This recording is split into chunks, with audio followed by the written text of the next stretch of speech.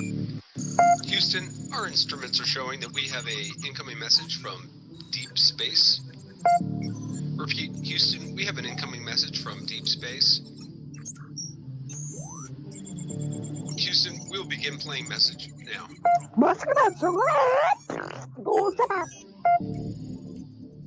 Houston, we're going to try and translate that up here. Hold for translation. Translation complete. We'll begin playing message now. Hey, it's me, Melissa. What do you do when the aliens invade? Take a shot of MK Ultra and watch Melissa Jade. Put on your tinfoil hat and tune right in. We got that crime spree, flat earth theories, government conspiracies, a complex Mandela effects, unidentified objects, a mind expanding, fake moon landing, what it all bends understanding. It's me, Melissa. It's me, Melissa. Aliens is on the sun or in Area 51. Time travels, unravels, haunted castles, cops are baffled, potential experimental thoughts that make you transcendental. It's me, Melissa. It's me, Melissa. Crime sprees, flat earth theories, government conspiracies, complex Mandela effects, unidentified objects, a mind expanding, fake moon landing, what it all bends understanding. It's me, Melissa. It's me, Melissa.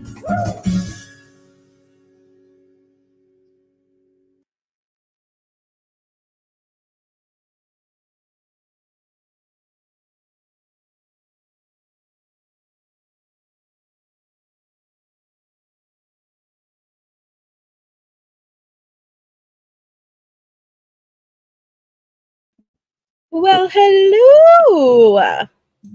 Hello, what are you doing? How's it going? It's been a minute since I've been on your panel. I know, right? What a darn treat. Welcome, welcome. Happy to have you. Thank you very much. It is a treat for me to be here. I enjoy coming up on your panel, so it is an absolute treat to be on your panel. I agree. Yes, yes. You. You're Thank you for welcome. coming.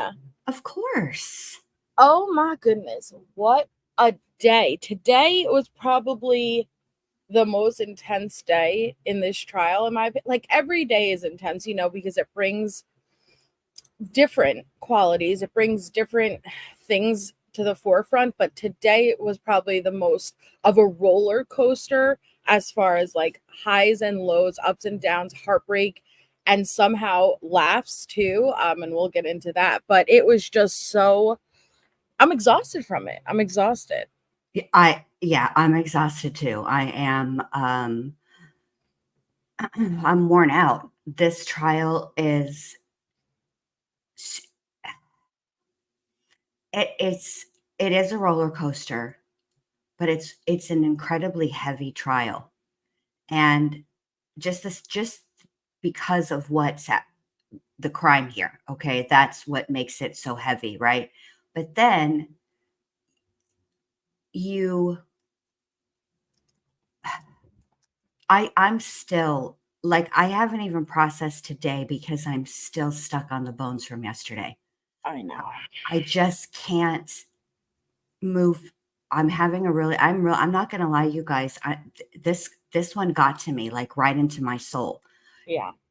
Those bones that sweet baby was reduced to a couple of small bags of bones. And we knew it. And thank Yes. you so much, name change. That's very kind. Thank you so much. Welcome to our new members. We knew it, but it's you can't, even though I was prepared, I knew what I was getting into. You still can't prepare for how it's gonna hit you, and it was rough. It was rough. I mean, I knew when she said that she was a forensic anthropologist. Right. I knew what we were going to be hearing, and I knew from some hearings and things that had been filed, et cetera, opening statements. I knew, but knowing or thinking, but then really knowing are like two different things. Mm-hmm. And I want to hear your thoughts actually regarding a lot, because I haven't been able to talk to you about it yet. But here, real quickly before, and no problem, Allie, just drive safe. Just drive safe. Yeah, Allie, drive safe. We know how, you get the last time Allie was in the car, she got stung by a bee. Yeah, she does. So let's just concentrate, which has nothing to do with her driving, but No, it's she just that she happens to have does seem bizarre to luck. have bad luck when she's Yeah, in a car that are all the bad luck is unrelated to driving. it's true, because she'll be like, "Oh my God, there was just a bear when it stopped for a turtle that crossed the road," Yes, and it's like, "What?" yes, yeah. I got the picture. Did you get the picture? Yes, yes, because I'm like, we don't have that stuff here in New York, like, but it's and she proves it, and it's just so bizarre the circumstances she finds herself in. Yes, yes. That are completely unrelated to Yes. actually driving. It's not like Allie gets in accidents or near misses or anything like that. This is stuff getting stung by a bee. Now, Mm-hmm. who in the world would think that is something you need to be cognizant of, the potential for being stung by a bee when you're Mm-hmm. driving your vehicle? Not me. Dude, the last time I was on the phone with her, she got attacked by like a mound of fire ants. Yes, yes, yes. Oh, and the log Oh truck my yesterday, God. which those things ever since Final Destination, those things freak me out. Like Oh yeah. I I've only always ever do. seen like one of them on the highway when I was actually, and I avoided that thing.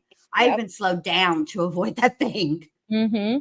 It's terrifying, and that's so funny because that same image, anytime I'm driving behind anything like maybe that has a ladder, I don't really see logs over here, but we see poles, like transporting metal shrapnel, whatever it is, and I'm like, hell no, I steer right away and get the hell out of that.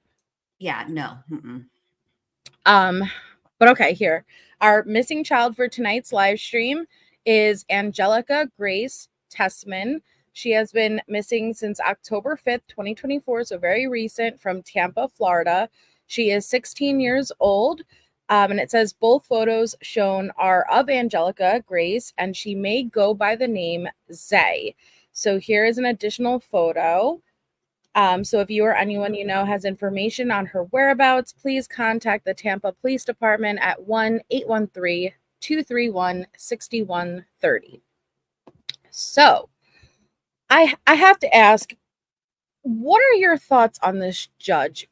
She's gorgeous. She has amazing skin.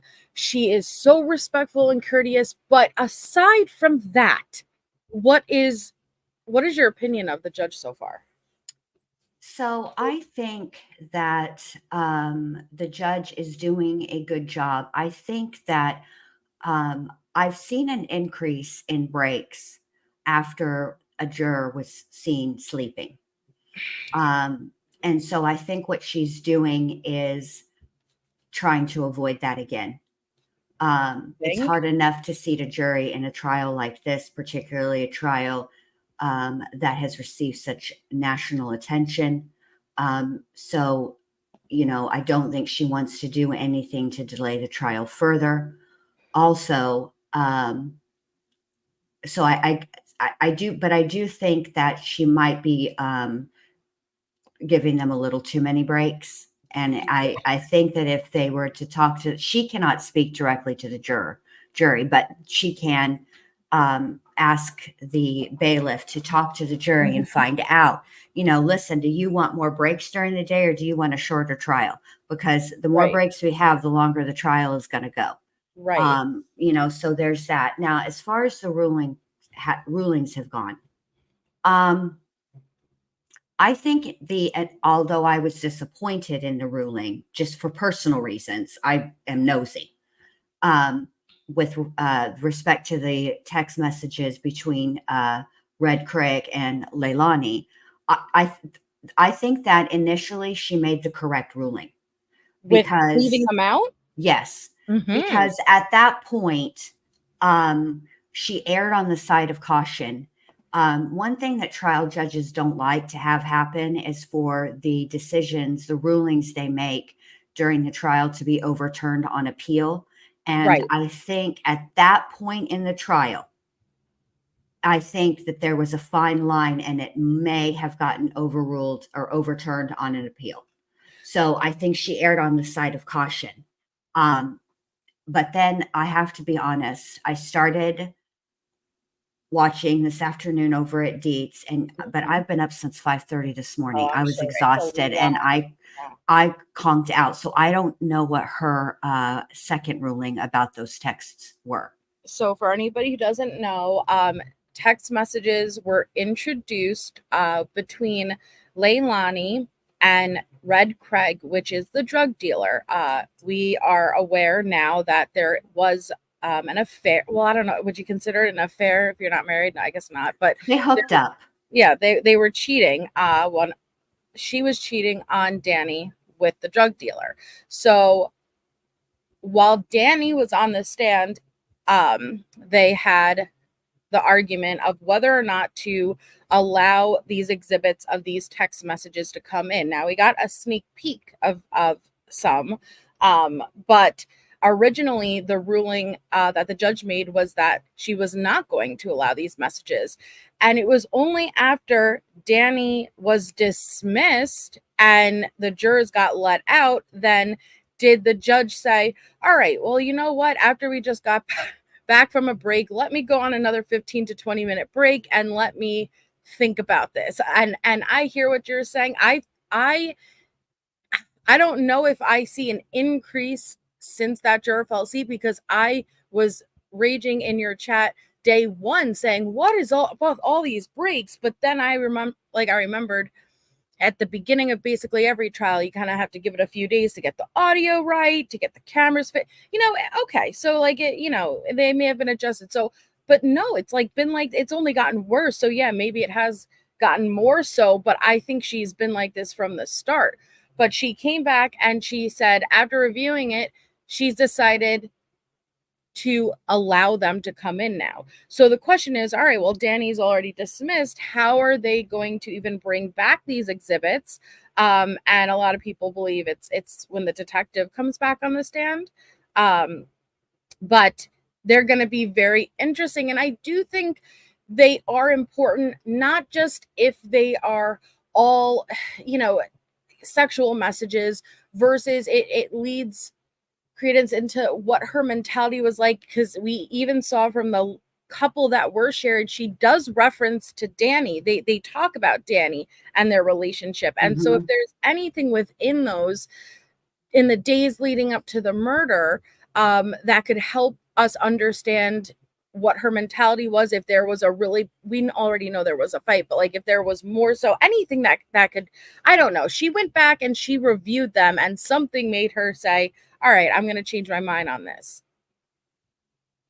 Yeah, I think when the defense, when they cross-examined Danny, they introduced text messages. They had and they were discussing these text messages, and essentially, what they were ascertaining. First of all, they wanted to establish, which Danny, I thought he did well. He did get irritated, but I mean, when you've admitted something more than one time and you've been as open as you can be, and they just won't let it go. I understand the irritation. I was annoyed. But to me, it seemed like what they were trying to really establish was not just that Danny did cocaine as well, and that he also drank, but that he is unreliable because of the cocaine and the alcohol. And on top of everything else, he was irritated with Leilani because she left. There was arguments between the two of them about the illicit substances, who was buying it, who had more, who had less. And I know it is the defense attorney's job to do these things. However, I think, again, jurors, you never know with jurors, what their life experience has been. Right. And I'm telling you right now, I don't think that line of questioning landed him any favors with the jury. I don't think it did anything to take away from Danny's overall credibility, because many people who are addicts, those are common text messages that you will see. Yeah. And he did not, Danny was, I give him a lot of props. It was very forthcoming.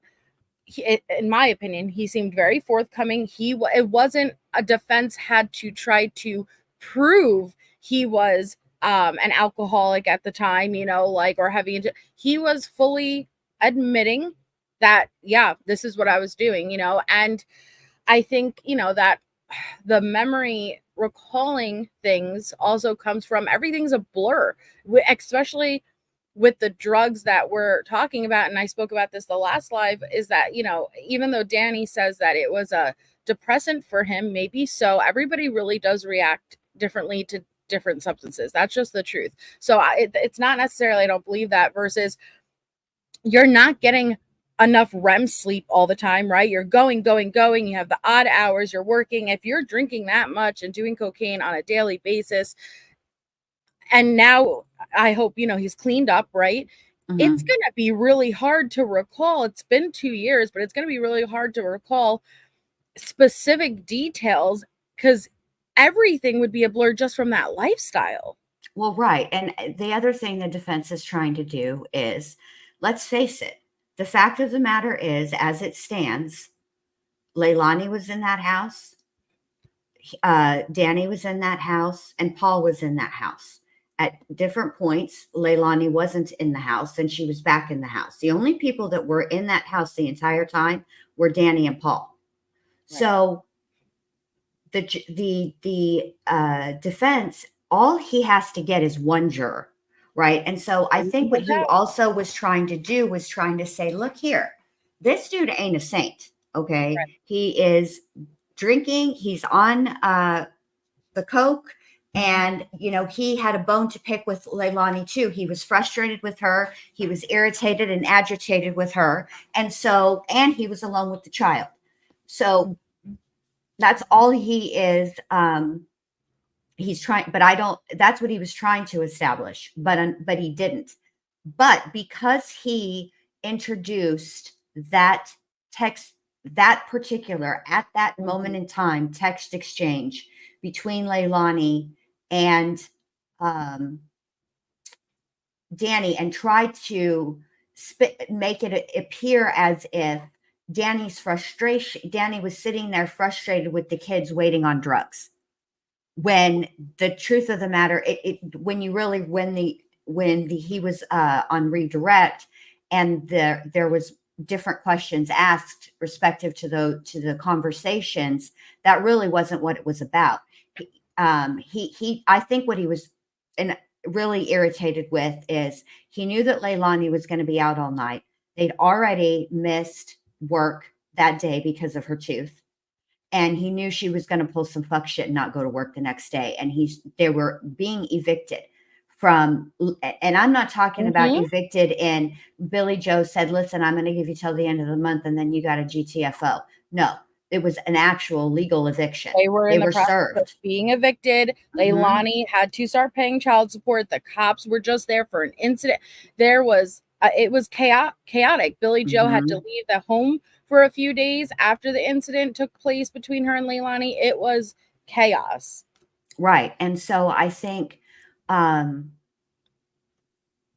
because, and that, I actually think that was more, I think that if I were to if we look at Danny's frustration, to me, it seemed like the bigger portion of his frustration was because of that, not because I think he was he used the avoidance tactic with Leilani. If she said she was going, he was just like, whatever, go. He didn't confront her. He didn't do things like that because he saw it as a futile effort. And so they were pretty well done with each other. So I just feel like, I just don't think that he scored any points in that era. The one point that he may have scored was in the talking about the vomit. But then Dietz played the body cam footage. And yes, the officer that actually was wearing the body cam said that it was overwhelming. But I noticed Detective Lemons, when she went in there, she actually had to go over to the playpen and lean in to the playpen to smell it. And then she said, yes, it smells like vomit. This is what I suspect. I suspect Officer Body Cam is one of those people who's very sensitive to that smell. And where it would be overwhelming to him, it is in reality, it is not that, it wasn't actually that overwhelming.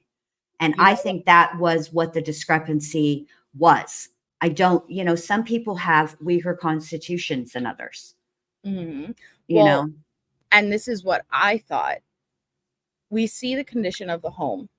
We have a little insight into what's going on and the kids not being taken care of to maximum capacity. We do know that drugs that you're specifically sniffing do damage to your nose. I do. But again, when you are under the influence, pretty much all day, every day, your world becomes pretty small. Like you're focused on what you're focused on. But I think there was probably odors on a daily basis that you become nose blind and desensitized to because it's among the norm. I do not see, like, let's be honest, the ages of the kids, there's poop, there's pee, there's vomit all the time, like there.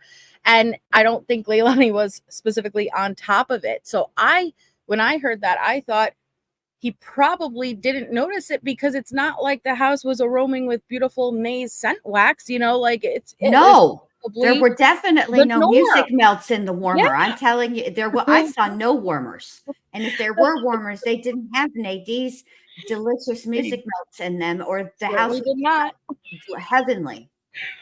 So that's what I thought. I thought, like a number of factors, but along with, I don't think it was probably out of the norm. And especially if he is waking up from such a deep, kind of knocked out sleep, jumping up and going. And he said he tried to kind of hurry out, and not wake up the kids.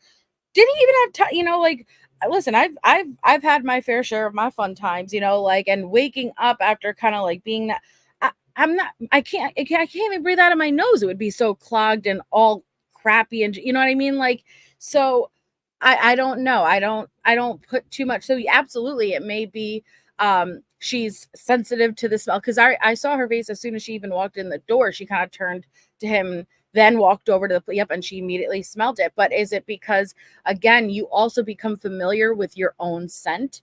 You become familiar with your own home scent. Have you ever had somebody walk into your home and be like, oh my God, it smells amazing in here, and it's like, it does. What does it smell like? I can't smell it. Like, Yes. you can't smell your own smell, if that makes sense. Right. No, you can't. Dude, Febreze made a ton of money off of that whole theory. That's pretty much that's one of their campaigns. Have you gone nose blind? Really? I didn't realize that. Yeah. I didn't steal it from Febreze, I swear. No. No, I know you didn't. But yeah, I mean, it is a thing. It's a good one. It can't look, Febreze didn't come up with it. They just, used it. But yeah, no, people do. So wait a second, because I don't think I could manage going in chronological order for this discussion. But did you end up going back and watching because I know you're going all day, and so it's hard to find even the time. But did you listen to Paul? I was not able to go back and listen to Paul. And my goodness. I know. And I know you were excited for me to listen to Paul because of my always saying, my name's Paul, and that's between y'all. It's Paul, though. It like, when you hear, like, you're gonna understand, like, this, all I said is, like, this is Bendy's saying, but it's him.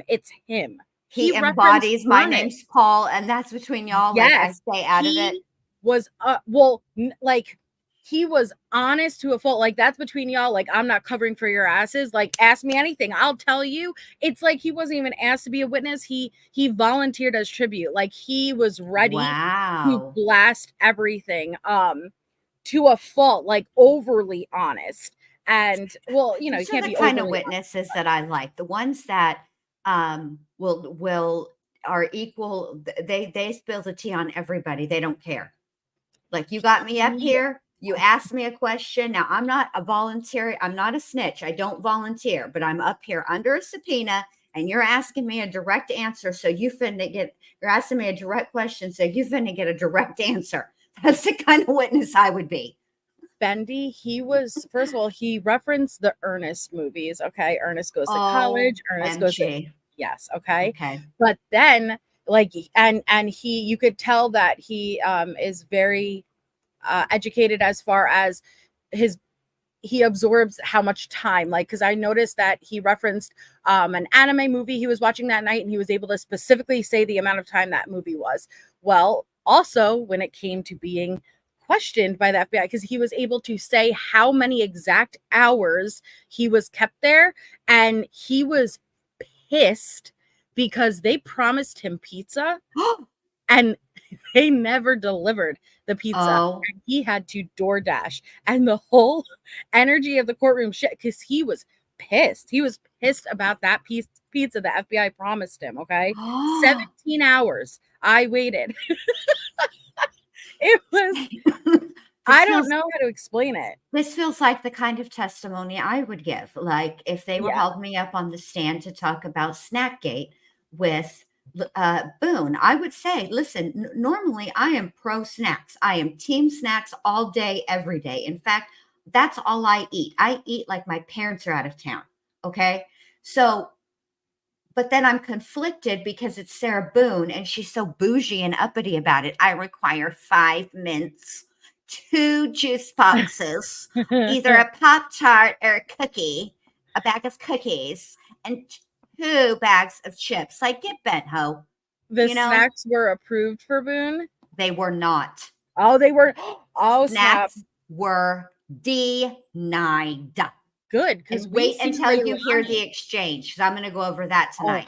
I'm so Wait till you Bendy's hear going the- live right after this live, guys, to do a Boone recap, which I'm so thankful for, because it's impossible to even keep up with one throughout the day, let alone two. Why do they always have to do 2 main trial? It's either there's really nothing going on for months, or they're happening at the same time, just like Lori and Yes. Letitia. Yes. The difference, though, with Lori and Letitia is Lori's trial wasn't streamed at all during the day. We had to wait until the after. We had to wait until the evening, and it was like I listened to the trial like cleaning up after dinner, in the shower. This is much more difficult, and I confess I am struggling in more ways than one. Like Leilani's trial, the testimony revolving around Quentin is particularly difficult for me because at one time, my youngest son, was the middle child. I had there is 7 years between my youngest daughter and my oldest daughter. So the boys were close in age, and then there's 2 years between my youngest son and my oldest daughter. So that Leilani's situation with her children is very similar to mine. And Quentin really favors my youngest son. He's got those big brown eyes, that olive complexion.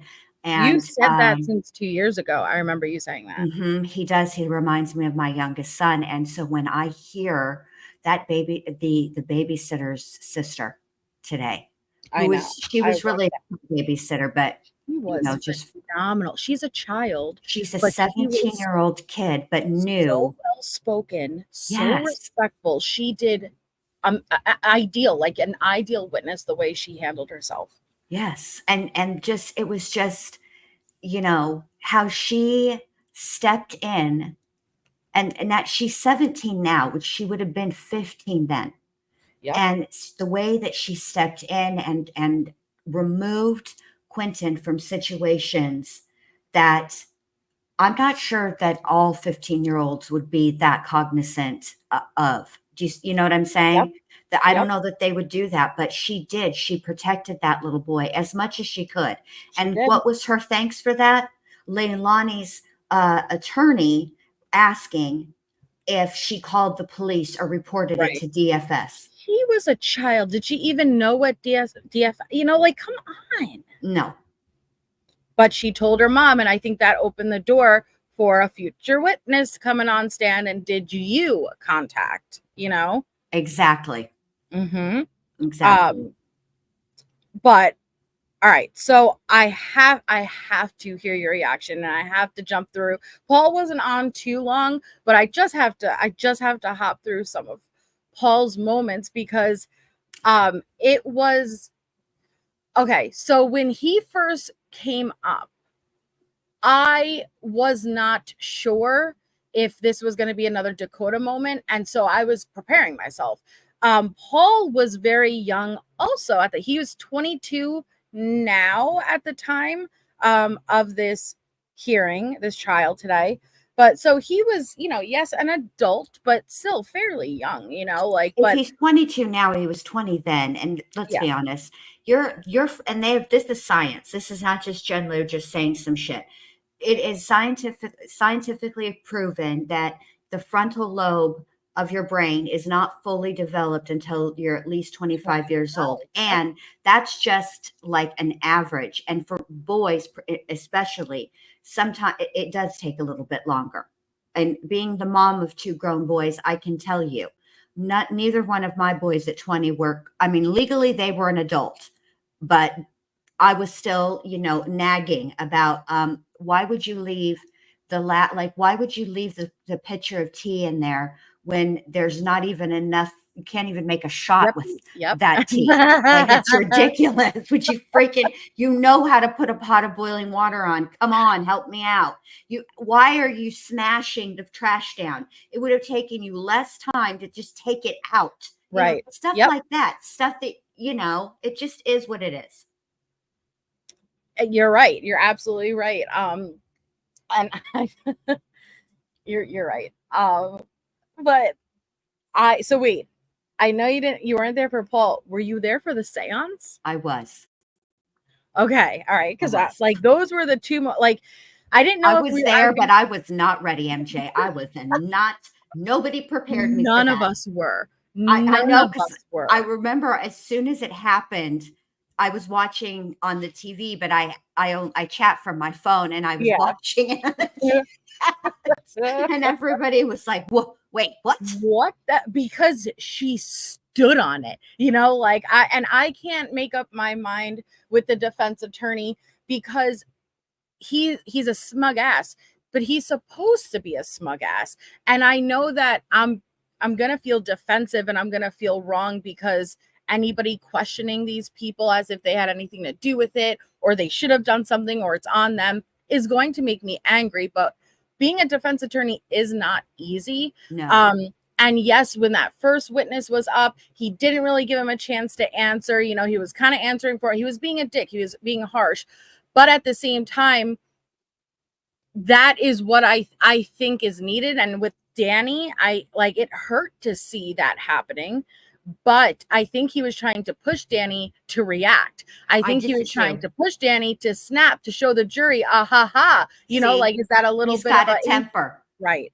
Mm-hmm. Right. Or to slip and get mixed up. Cause I know that I'll speak in script if I get too worked up, I'll start to mix my words around. And if he could get Danny to mix his words around or say something that maybe he could twist and use and kind of just walk out, leaving the jurors to think, well, what did that mean? Mm-hmm. That's what I think he was trying to do. So do you agree with his approach? Do you think he's a good defense attorney so far? Or are you like, no, this is too much? So I think I don't think that they're bad attorneys. I think they're mounting a vigorous defense for their client, which is their job. Yeah. But what I think is when you see the tact not working, okay, with that particular witness, I do think it's important to be able to switch tacks very quickly. Mm-hmm. Because it came across as he was just belaboring the point of Danny, something that Danny, unlike his client, had readily and always admitted to. Danny did not lie and say that he didn't do drugs like, Leilani over there. I'm taking that. It's in a cup right now. He didn't do any of that stuff. That's fair. And so that was a poor choice. I think that you have to be, as a defense attorney, you got to know, you've got to, you test the witness. And I think if you're not going to come out and flat out ask the question that you really want to ask, which was, did you ever lose your temper with Quentin? There were, which is what he wanted to ask, but he danced around it. And the way that he did it, it just came across as rude. He should have just asked him what he wanted to ask him.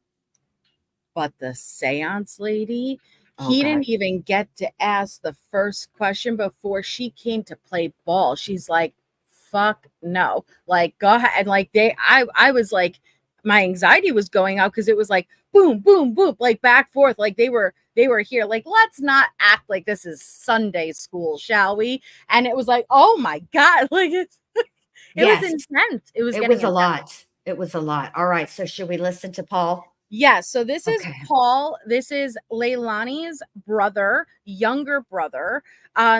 He, along with Danny, were the only other people in the house aside from the children and Leilani at the time that Quentin was murdered. And so we didn't know when he kind of came in, does he still have a relationship with Leilani? Does he still, I didn't know if it was going to be a Dakota moment where he broke down on the stand and shared something monumental. But I did notice as he was leaving, Leilani mouthed the words, I love you to him. I not saying that means anything. I'm just saying, I don't know if maybe they have remained in contact, but all right, this is Paul. That's between y'all. All I heard was your voice this entire testimony. As heavy as this trial has been so far, it did bring surprisingly a little bit of a comedic relief to offset those very, very heavy topics. But all right, let's jump through his testimony. Okay. Well, could you please introduce yourself to the jury? I'm Paul Simon. And you are the defendant's brother? Yes, sir. All right. Do you mind if I call you Paul? No, sir. Go ahead. If you prefer Mr. Simon, let me know. No, I'll Paul. do Paul. that. Okay. How old are you, Paul? 23. And what is your city and state of residence? Where do you live now? I live in Eden, Georgia. Do you work? Yes, sir. What do you do? I do construction, and I'm a manager at AutoZone. Did you grow up in the area? Yes, sir. Where'd you go to high school? New Hampstead. I want to draw your attention to the fall of 2022. Mm. Do you remember the general time period I'm talking about? Yes, sir. Okay. Where were you living in the fall of 2022? 535 Buckholder Road. And whose house is that? My mother's. Okay. And where were you staying in that house during that time period? Upstairs and towards the back side of the house. When had you started living there? 3 to 4 months prior Prior to what? to the incident Okay. Now, where did you live before that? with my aunt, Okay. What's her name? Jackie. Okay. So you lived with your Aunt Jackie and then you moved back in with Mom at some point? Yes, sir. Were you working in that time period? Yes, sir. I was working at a warehouse. I can't remember the name. It was Eclipse, I believe. Okay. Was it the same place that your sister and Danny worked? Yes, sir. Okay. Tell me about a normal day there. What did you do? We loaded packages up onto trailers and moved them around the. I'm just gonna jump past like the injury because I don't want to The play getting to know you questions. Yeah, Yes. we don't. Listen, we're good, Paul. We're Okay. we're good. And because I don't remember exactly because there's just such random moments where there'll be something said. It's like, wait, what? Like what? Right, So I have to kind exactly. of just jump, but I'll remember it when I hear it. Okay. Where I arguing every day.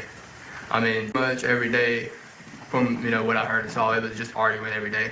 So he's saying every day, basically, whether it's Leilani and Danny, Leilani and Mom, Billy Joe, there's argument happening every day. I mean, not between the kids or nothing like that, but it was between Leilani and Danny. Okay. What about But I will say, Bendy, when you go back to watch this, we have the first memories, the actual positive memories, and we got to hear a little bit more about Quentin, and that was really, really nice to hear. Well, that is, yeah. Yeah. His age, you know what I mean? And then Zane, that boy had crap all up his head one time, and Leilani made me clean it in the back of the car. Man, that was Okay. So and this is part of what I was just saying. So he was explaining how Quentin was so well behaved. He was so good. Like if I had to change his diaper, he would lift his butt up to help. Zane, though, Zane was crazy and he had poop all up his head. What I noticed is Leilani's face was pretty stoic when he was explaining how well behaved Quentin was, but when he's even making a joke about Zane and having poop, she's laughing, she's wiping her, Mhm. but that's not about Quentin. It's about No. Zane. It's only about Zane. Yeah. Yeah. The whole In the child care at all during your time living in the house? So this is just him admitting and then whenever the he line helped with childcare. He brought them to their doctor's appointments, whatever help they needed. would need me to give them snacks right away, you ain't about to be all hyped up on me. Does this include Sky, or are you talking mainly about Zane and Quentin? Zane and Quentin, I didn't actually watch Sky. She was still, relatively young, like 3-4 months old, somewhere around there. So I didn't actually watch Sky, but I watched Zane and Quentin quite a bit whenever they needed me to. Did you ever help them, and maybe not because of the shift you work, but did you ever help with getting them dressed in the morning, getting them fed, getting them bathed and put down at night or anything like that? I bathed them once or twice when I was there. And as far as feeding, I would help with that, but it was more so when I was there, because I was working from 2 to 10. So they usually eat between 6 and 9 at night, give or take those time periods. And you started saying some nice things about Quentin earlier, and I did not follow up, and I guess I'll do that now. What was your relationship like with Quentin? Well, he loved me. I mean, he'd come up to me, he'd put his arms over my knees, and I'd just sit there and bounce him for a good hour or two till my legs got tired. He weighed a good 20, 30 pounds. But, I mean, I loved him. I mean, I tell him to shut up. But, I mean, that was about as mean as it got. So this is when it starts to take a little bit of a turn, Benny. Okay. Okay. Okay. Like he goes and it's such a loving memories, and we're like, oh, we're getting a little insight of Quentin, like how he behaved, and then all of a sudden Paul just drops on us, like I tell him to shut up, but and I was like, oh, okay, all right, but it only picks up from there. Okay. Towards him with me, you know what I mean? Kids don't want to stop talking. What did your during the time period that you're working at Eclipse and working the 2 p.m. shift that you've mentioned, what did a normal day look like for you? Not talking about any particular day, but just kind of give us an example. I'd get up in the morning between 9, 10 o'clock-ish, usually, and then watch some TV, get up, take my dog out, let him use the bathroom, bring him back in the room, continue watching some TV, and then get ready and go to work. I mean, it was just, on the TV, we're playing a video game. What about after work? It's not available, Grace. I tried to turn the closed captions on, and it's not. It's gray. You see, it's not. It's unavailable. After work, I'd get off, just like I said at the police station. I'd get off, roll me a blunt, and go on about my day. Tell me about the blunt rolling and going on about your day. I'd sit there in the parking lot because I wasn't going to try to drive and roll at the same time, you know what I mean? So I'd sit there in the parking lot, roll. Then as I was driving down the road, I would light it up and smoke on the way home because my mom had a strict rule of no smoking in her car. So you had to roll down the windows and be able to smoke in the car. Yes, he just admitted to I would roll a big fat doobie and then I would drive while smoking said doobie. This is what I meant. He was like honest to a fault. Okay. I mean, but he's basically admitted to rolling down the street smoking endo, just not sipping on gin and juice. I mean, it's laid back, Yeah. I mean, yeah.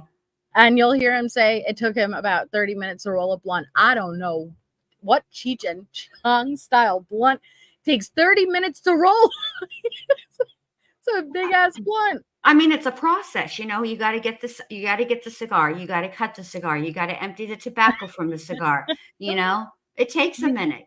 We did. I don't know if he's a boat, if he makes the boat or not. I mean, it might be a minute.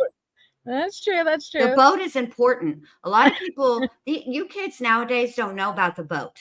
And y'all be using, the little cone or whatever the hell. We didn't have that when I was growing up. You learned to make the boat.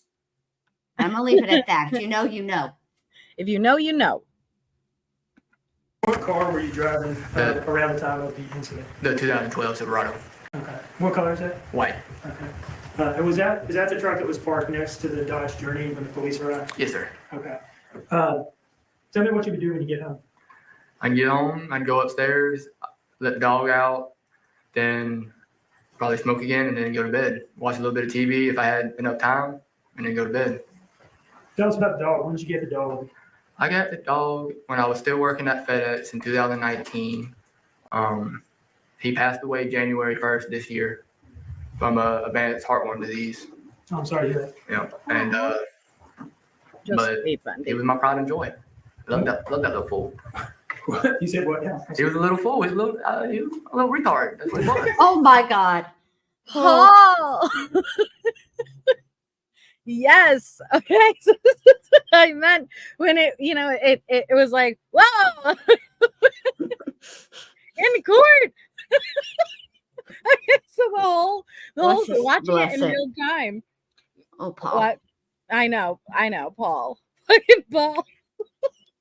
This is an example of Fucking your witness. Yeah, this witness was not prepared, which I actually think, depending on the witness, but I actually think this is actually a good thing. I think if Paul had been prepped, it would have been bad. But yeah. Well, and I'm taking into account nerves. Your nerves are through the roof. Like some people overspeak. I think he had good intentions. Like I think, but it was just like, oh, okay. Yeah, you're just like, bruh, what are you doing?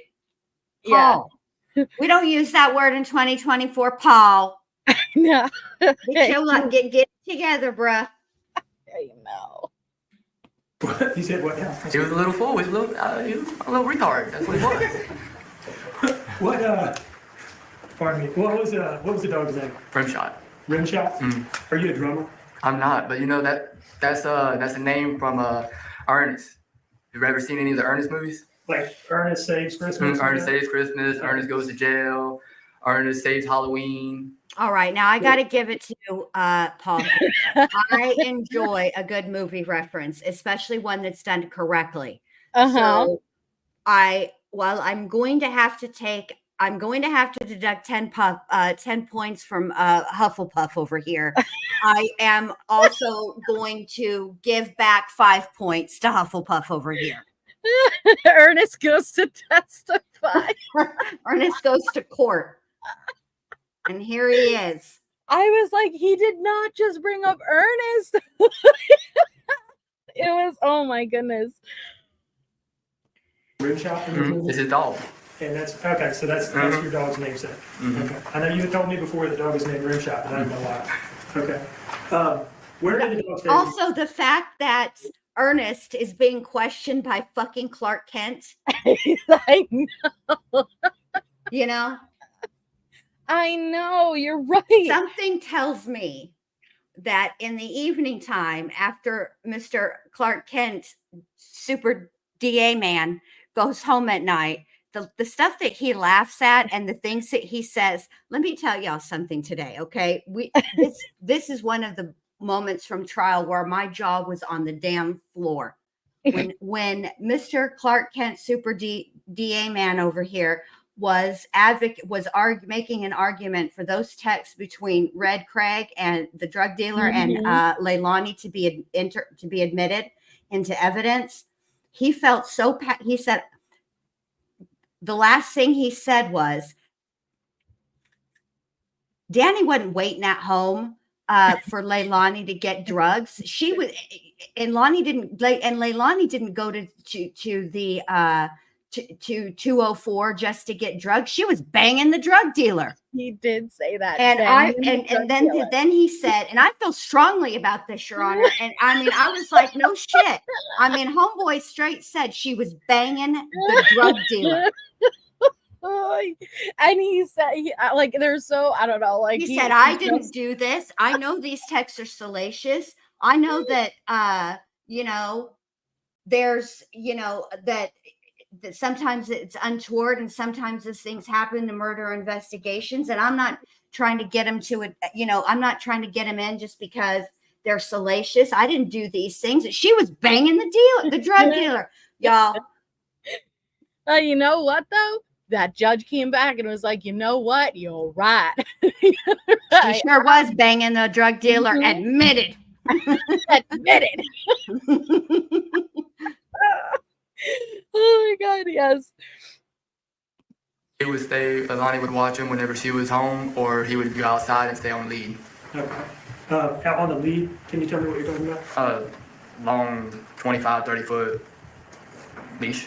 And what was that attached? Can you pause it for just a second, Melissa? Normally I don't do this. Go Okay, for it. normally, and I've been watching, and I've not said anything, but I'd like to address you specifically, supercalifragilisticexpialidocious. Maybe you missed the beginning of the stream where I spoke about how I was struggling with this trial.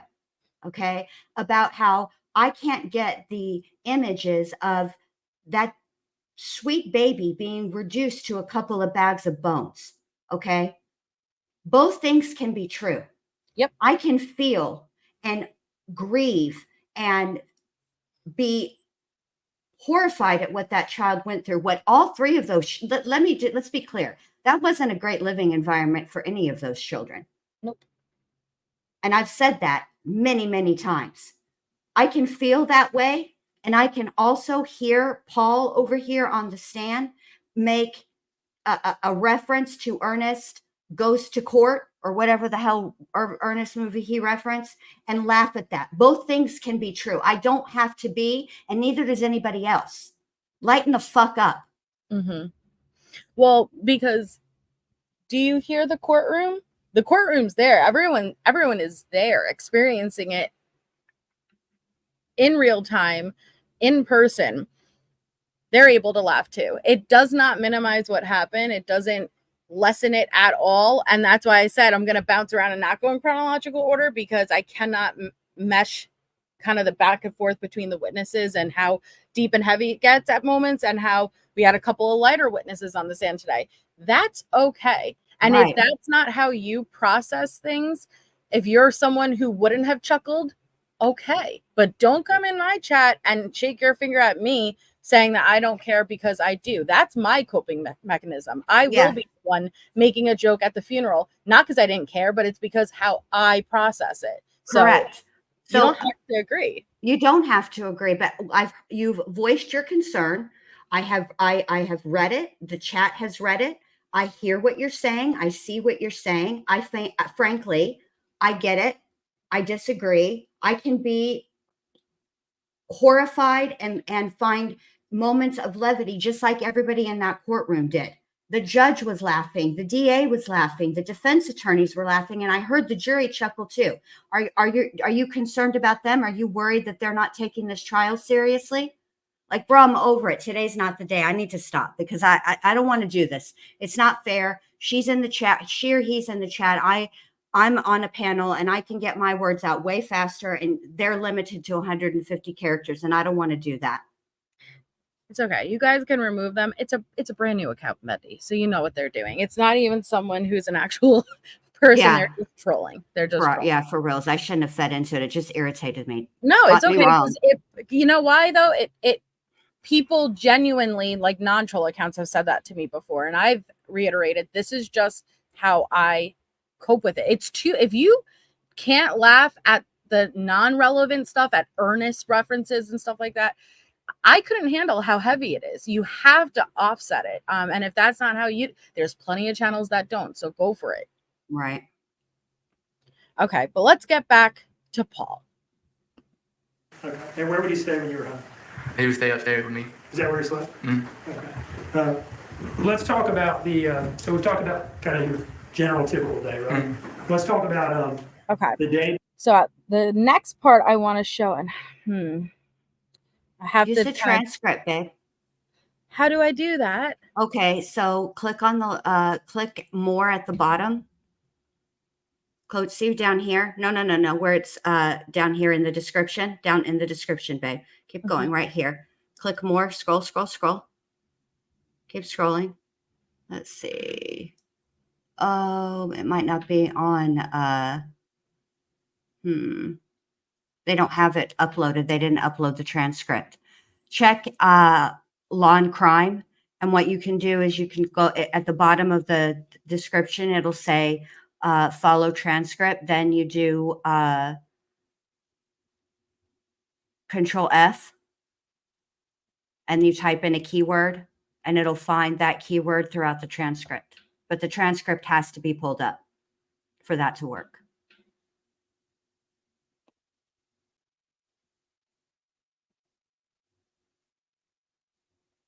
What's my next part again? Where is it? Is it here? It's supposed to be here. It should be in this description. It should say follow along with the transcript, but for whatever reason, their transcripts aren't loading. Oh no.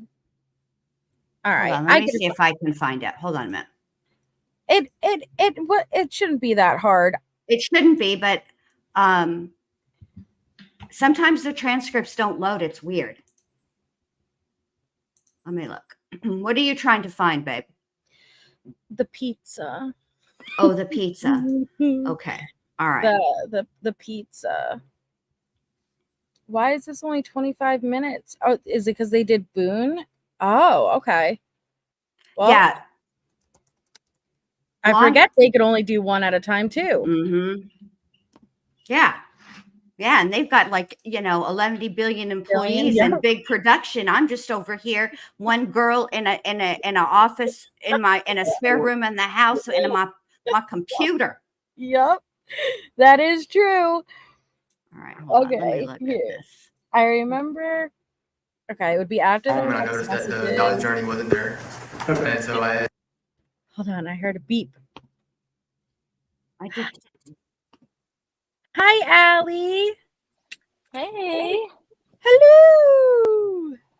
Finally, I'm home so I can join you guys, and thank God, because I'm really sick of looking at the chat tonight because people are.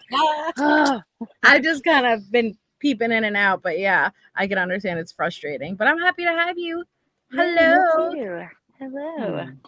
I had to hear some of Bendy's genuine reaction with Paul because it was just too.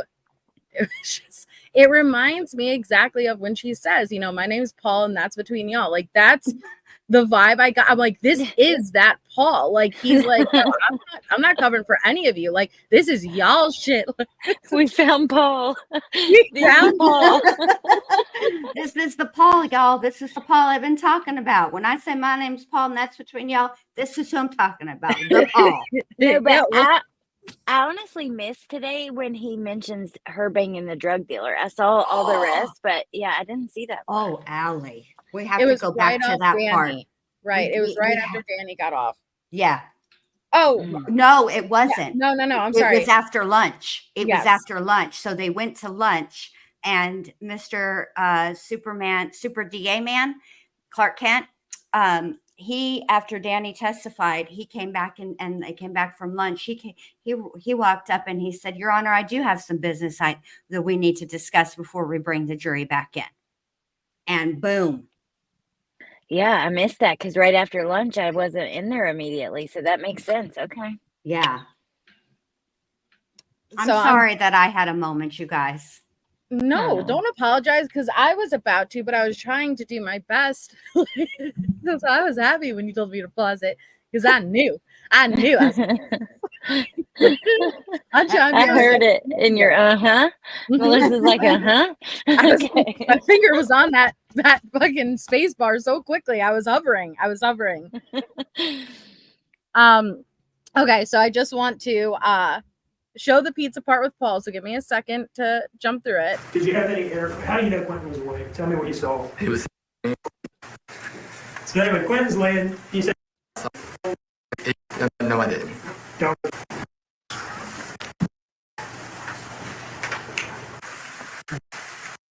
Okay, this is. Did you have to let the dog out or anything at any point? No, sir. Not till he woke me up in the morning. Okay, we're at the morning. Yelling. I couldn't make parking area. Anything. And then the police was showing up at the same time. And the babysitter had just showed up. And then the next thing I know, Danny's showing up. Hey, did you help look for Quentin? Didn't get a chance to. What do you mean? By the time that everything was going on, we all got told we had to go down to police annex, and we was interrogated for over 17 hours by the FBI. Did you 17 hours? Yes, I kept track of it because they were supposed to give me pizza. I'm still mad about my pizza 2 years later. I think we saw you on some video. Look at that mean mug. I would be mad about my pizza 2 years later. Dude, I still have he got mad that they chuckled about it because he's like, no, I'm serious. They had us down there for 17 hours, yeah. And we were cooperating and all we wanted was some damn pizza that was promised to us. It's not like we asked them to get the pizza. It was offered. He's as angry about being interrogated for 17 hours by the FBI and made a false promise of pizza was made, as I am still about that day in 2015 when I took a bite out of a green Skittle from the originals, expecting it to be lime like it should be, and they had changed it unbeknownst to me, no warning, no heads up, nothing, and it was green apple, and there was nothing but disappointment in my mouth. I feel you, Paul. I feel you on that, buddy. I got you. But Bendy, you're gonna hear him. He DoorDashed to the FBI. I would, Paul, you are my kind of guy, bro. We stand with Paul. Oh man, I almost want to. I do want to give him pizza at this point. I want to find out what kind of pizza.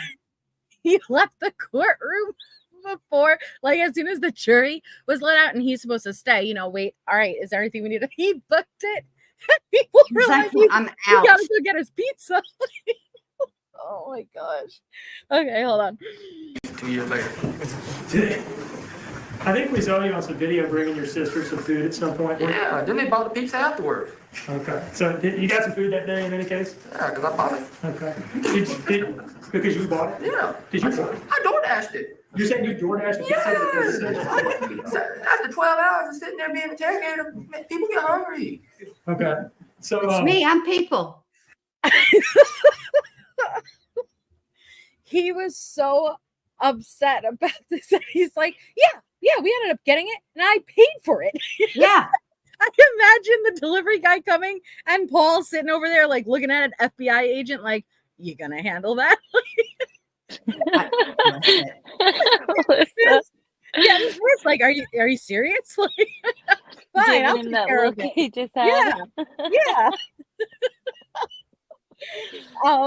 But Paul wasn't the only character we had on the stand, and I suggest you guys to go, if you didn't watch this in real time, if you're just like here for a recap, I strongly suggest obviously going back for the entire trial, Right.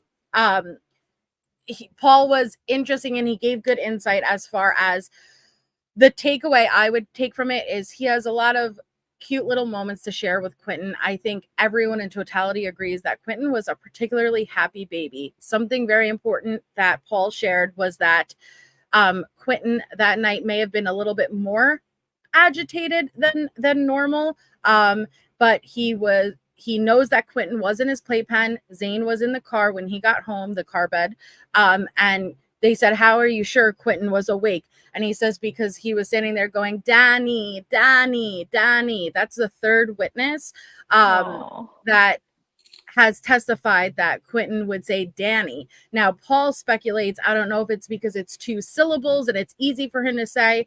I speculate it's because Danny was predominantly taking care of them, because mom or mommy is 1 or 2 syllables. Mama. Paul is 1. He was saying Danny. He was calling out for Danny because Danny is the one who took care of them over Leilani.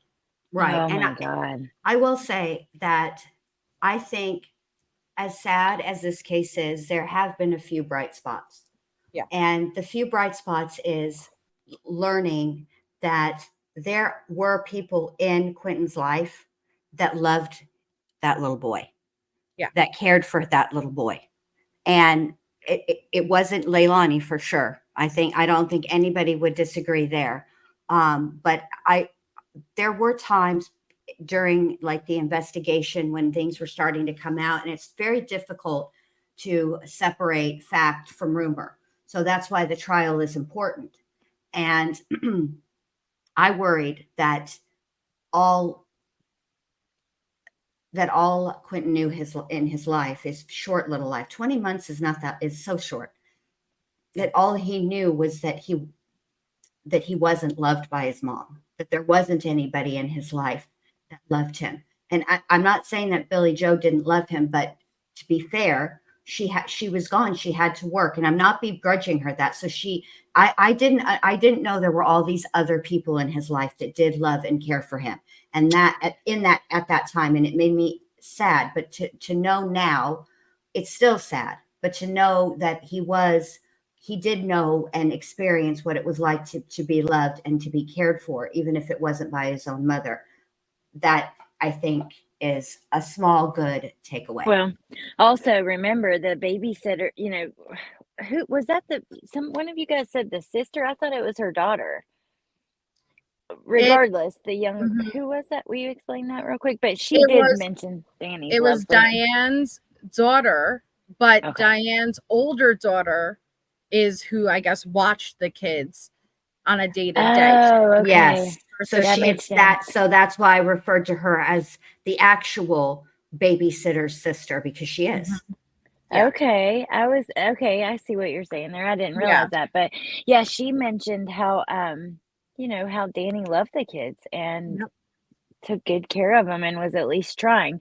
Because look, we could pick out a lot of things about what he was doing too, but I'm trying not to do that because he's not the one on trial here. And at Right, the end of the right. day, he was working towards like finding Quentin, Mhm. but it's hard because there are things where we could be like, oh, like the Coke on the dresser. Come on, like a kid can't climb know. that. I'm sorry. But No, When I right. saw that thing, all I could think of was not that a kid could climb that, but that a kid could knock that over. That looked like some particle board furniture that you get at Walmart that comes in a box that you put together. Like Yep. it's not, this isn't like furniture that's handcrafted and passed on from generation to generation. It's not sturdy, it's not durable stuff. So it looked, a rambunctious boy absolutely could knock that over. yeah. Absolutely. All right. So there's one more clip that I wanted to play before I transition into the actual like heavier topics that I want to discuss with you guys.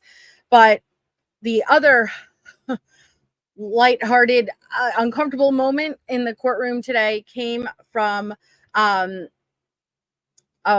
former friend of Leilani's, and I do not and I saw what you said, Bendy. You said, I don't think it did damage. I don't think it did good. I think prosecution did not need to call this witness. This witness essentially testified that she knew Leilani before she even had Zane, that she met Leilani through Zane's biological father, and that she helped try to guide Leilani and Zane's father and help. And then, like they moved, a little way, but they kept in touch. Sometimes they would speak on, a day-to-day basis, a week-to-week basis, month.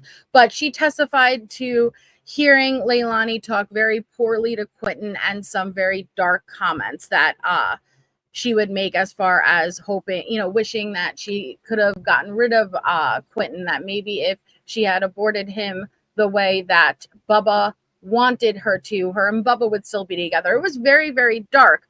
But the reason that I even say that is because the way that, and it's only a couple of minutes, but the way that defense comes back at her, one, it was very tense, but two, it makes you curious.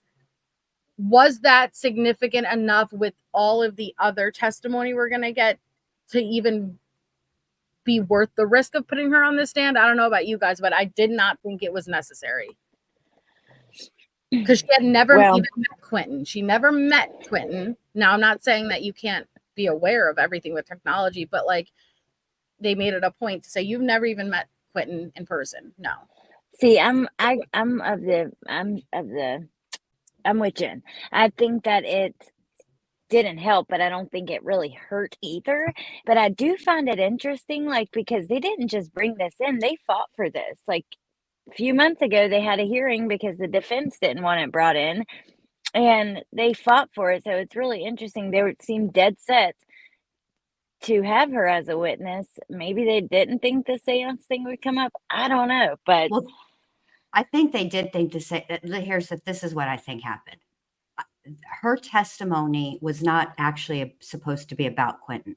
To me, her testimony was to talk about what she did witness, which was her relationship with Zane, and then later on down the line, which was introduced or further substantiated by the babysitter's sister, because to me, she says very clearly her sister was the one that watched the kids. So I'm gonna have to listen to it again because maybe I didn't hear it clearly. But regardless, the way that she testified was that Leilani was not just, she went out of her way to be mean to Quentin. She Yes. took every opportunity that she could get to be mean to Quentin. And the other witness was mainly about how kind and nice she was to Zane. That was my takeaway. So it's You know, you're interesting right. to me to You're right. listen to you guys and listen. This is the way a jury would work. This is Right, what they go yes. back and talk about. 12 random people. It's Yep. the same evidence. It's just we all have a different takeaway from that evidence. And I think that's important to keep in mind. It absolutely is. All right, so I'm just gonna play the couple of minutes of when Cross confronted, well, I don't want to say questioned this witness, and how it just got awkward real quickly, okay? Very And quickly. she was very defensive too, which I don't think did any favors. Ms. Bowling, you said that you met Ms. Simon in 2019 with Danny. No, I met her in 2017, 2018 when she was dating Cody. All right, maybe I misheard. You said you met her in 2019 at a birthday party with Danny. She brought Danny to my son's birthday party that I invited her and her children to come to in 2019. Look at him. So you're saying that Danny Youngkin attended a birthday party with you in 2019 with Ms. Simon, correct? Correct. Okay. And that's the hill you're going to die on. I believe. Oh, that's the hill you're gonna die on. I mean, that came out of nowhere. Like it I wasn't know. even that. It hadn't gotten to that. Escalated way too quickly for me. Look at his face, I everything. know, but she ends up coming back just as hard. But what that tells me, she's probably mistaken, and probably, Leilani has, been with many guys, like that's no secret, not judging her, but that's the truth in a short period of time. Maybe she had just gotten that one guy mixed up and it wasn't Danny. Maybe it was, but it seems Maybe like there was a Danny that isn't Danny Youngkin. Yeah, absolutely. Maybe there were two Dannys. Maybe there was some overlap. Who knows? Exactly. He's like, you're sure this is the hill you're gonna going to die on? Like, come on, bro. It wasn't even, that escalated way too quickly. So. That was the first question. So yes, it escalated very quickly. Yikes. If that was Danny, yeah. That's who it looked like. Right. Are you aware that she didn't meet Mr. Youngkin until 2020? So that's not what I'm not aware of. That's because she brought that man to my birthday party. Well, you just sat here under oath and said it was Danny Youngkin. That's what she told me that was his name, Danny, that she was bringing through messages on Facebook Messenger, sir. Ms. Bowling, when was the last time you actually physically, let me ask you this. When did you ever physically meet Quentin Simon? I never physically met him. Okay. So in 20 months of his life, you never once saw him in person, correct? Correct. Right. And when was the last time prior to that you had met and hung out with Miss Simon? Prior to his birth. His birth. Okay. Prior to his birth was the birthday party, 2019. Okay. So at least 2.5 years prior, well, maybe a year and a half prior to his birth then? Well, actually that was, roughly, yeah. Okay. So at that point in time, had Zane been born? Yes. Okay. So now you said that originally y'all would talk every day. Mm-hmm. Then it was weekly. Then it was every other week. Then it was monthly. Then it was every few months, correct? Correct. Okay. Not really a strong friendship there, is it? Well, sir, we did have a very strong friendship, but again, like I've said before, you can lead a horse to water, but you can't make him drink. And the path she was going down was a path that I clearly could not help her out. Ms. Bowling, you and Miss Simon started smoking weed together in 2017. So let's not pretend this is some sort of secret. Hold on. See, this is where it gets funny. This is what's interesting. And it is funny to me. I remember, look, Mary Jane is not new to trials. Okay. Yep. People have been talking about Mary Jane, multa, marijuana, whatever you want to call it, right? For all time, it's come up. Okay. What is interesting to me is how times have changed. Okay. Now I've heard witnesses refer to marijuana on the stand as weed, but mainly prosecutors, defense attorneys, professionals, right, don't usually call it weed. To me, listening to Mr. in a suit, defense attorney say, Y'all got together to smoke weed. So let's not pretend this was Sunday school. To me, just him using weed is like, it's just a sign of how times have changed. And again, this is going to make no difference to the jury. It is 2024. This Right. happened in 2022. What is the word I'm trying to, it starts with an S, not shame. Oh God. Weed ain't no big deal anymore. Yeah. Ain't no shame. It is. And he's like, so isn't it true you've been poking smut with her since 2017? This isn't Sunday school, man. And it was like, oh my God. Like, first of all, how you can make a jump from the marijuana to Stigma. Right. And it's like, I don't even know. Maybe it's even legal where she is. I don't fucking know, but still, like she got so I strongly it was like they've met before and they've brawled before. And this moment I felt like I was watching them reunite and like they both knew what was up. And it was so weird. Yeah. They Loving clearly it. listen. I'll say this. These two are not going to go out after court recesses and grab a bite to eat, grab a coffee. Nothing. No, nothing. Nothing. Sir. I bet I bet when he drives home at night, he puts on Cypress Hill in his car and bumps it. Roll it up, Fucking smoke it up, Sublime. light it up, inhale, exhale. He probably is. Oh, that's funny. I never done cocaine. I never did ecstasy, nor pills. Whoa. Okay. Okay. 2017. Thanks for your LinkedIn. That was a long time ago. She was serious. Yeah. I never did cocaine. I never did. But I have, what I It's have the not tone. done? I have not done cocaine. I had the further down the list she went, the angrier she got, the more that eyebrow got raised, the more persnickety she got. And I've not done pills. By the end of that sentence, her glasses were at the tip of her nose. She's looking up at him. Oh man, the shade is real. It was so intense. And that's what, like watching a trial in real time, you can't prepare for these moments. And it feels very intense when you're watching it in real time because there's no, I don't know, like it's crazy. So it was very tense over at Yeah, it was. She was streaming this. Ago. And I don't anymore. Okay. Well, congratulations to you. And that being said, is that the reason y'all hung out was to smoke weed together? No. The reason maybe for her, because she likes to use people. But to me, it was, hanging out with Cody, helping him get back on his feet because what he had to endure and go through at that time, which is a different matter from this court. Oh, okay. You have some rather unique beliefs, don't you, Miss Bowling? Beliefs. Yes. Can you define? Okay, this is where Here we go. Okay. This is where it's going to go completely off the rails, down the hill. It's bad news bears, y'all. Brace yourselves. If you didn't catch it, catch it now. This is where everything changes. You thought Ernest was what? I didn't know what was coming because I wasn't aware of this. And so I was like, what is happening right now? But she, at least I'll respect it. She stood on it 10 toes to the floor. She was just, yep.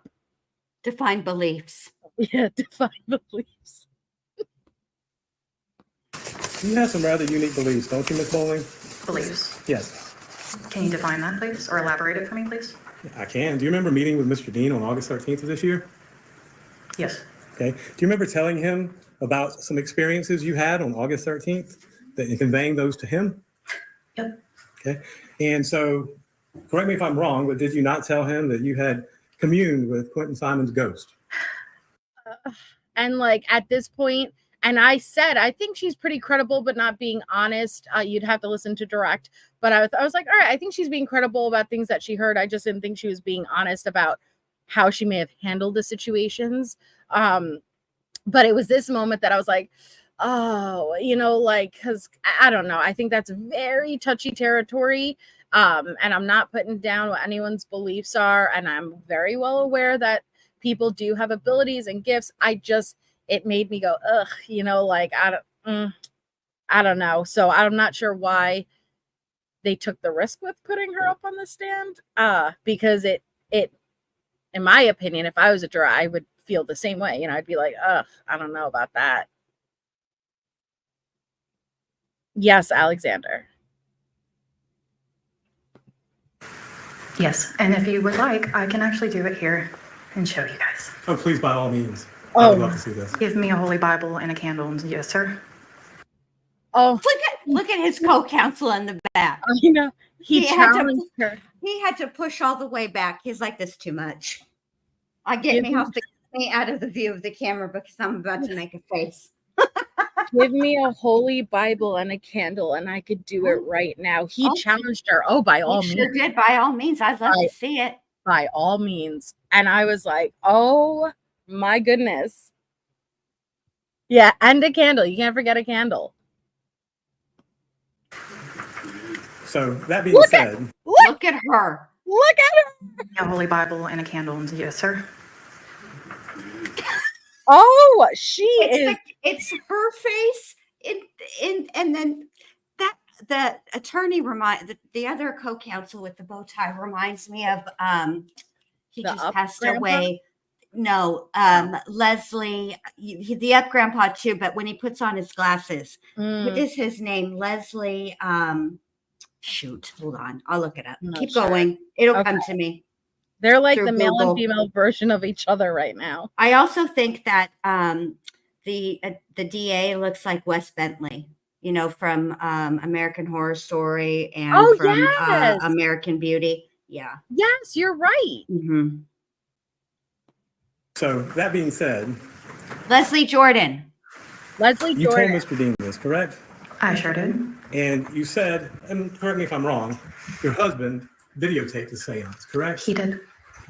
And anytime I'm making a misstatement as to what you said that Quentin Simon spoke to you through a candle. He spoke to me through images. Okay. When I was in my trance, I couldn't see anything except for what he was showing me and what he was telling me as a 15-month-old could do. Okay. And so he was a 15-month-old ghost speaking to you. Please tell me about this. I would love to hear it. Okay. So this is what I did. And I lit my candle, had my Bible out, and I prayed. I asked if I could reach out to Quentin Simon. And here he comes. Behold. Do I see him physically? No. But here he is. And he is Mama Mel. Is what I was always called by them. Mama Mel, help me. I said, with what? I said, help me help you. What happened? He said, Mommy hurt me. I asked him, how did he hurt you? Or how did she hurt you? Sorry.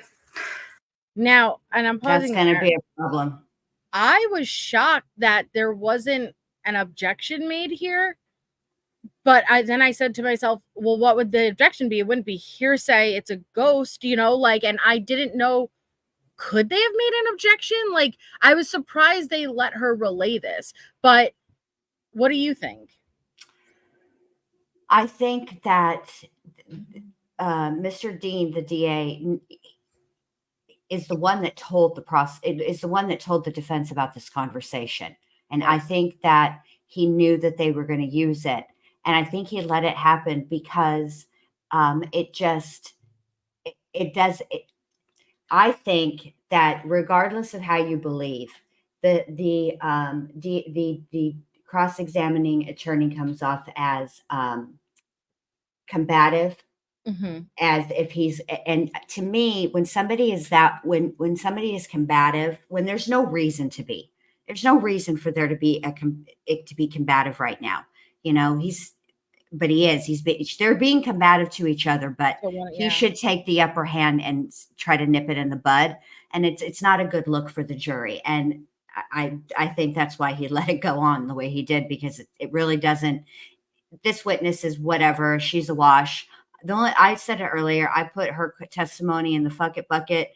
Yeah, another funny book of bullshit saying. If there's not, if there's corroborating evidence of the things that she actually, that she actually witnessed, that she testified to, if somebody else comes up there and testifies similarly and corroborates that, then maybe she'll come out of the fuck it bucket, but that's where she's at right now. Put her in the fuck it bucket. Yeah. And he told me. She hit me in the head really hard. I said, okay. I was like, what else? And I said, did you, get any candy, thinking maybe he got into drugs or something? And he said, no. I said, okay, where are you? And he threw me the star of the church that's next to the landfill on that dirt road right there next to Little Neck Road on the dump. He showed me exactly where he was in that pile with his arm hanging out, lifeless, gray, and there's blood, in a bag that looked like it used to be like a bluish purple color. And he's throwing up blood. After I closed out the seance, I prayed and I said, I wish you peace and to pass on peacefully, and you'll get the justice you need. Okay, I prayed, closed it out. That was that. Blew out the candle, turned on the lights, and my hoverboard that both my son. Hold on. I have a beat. Okay.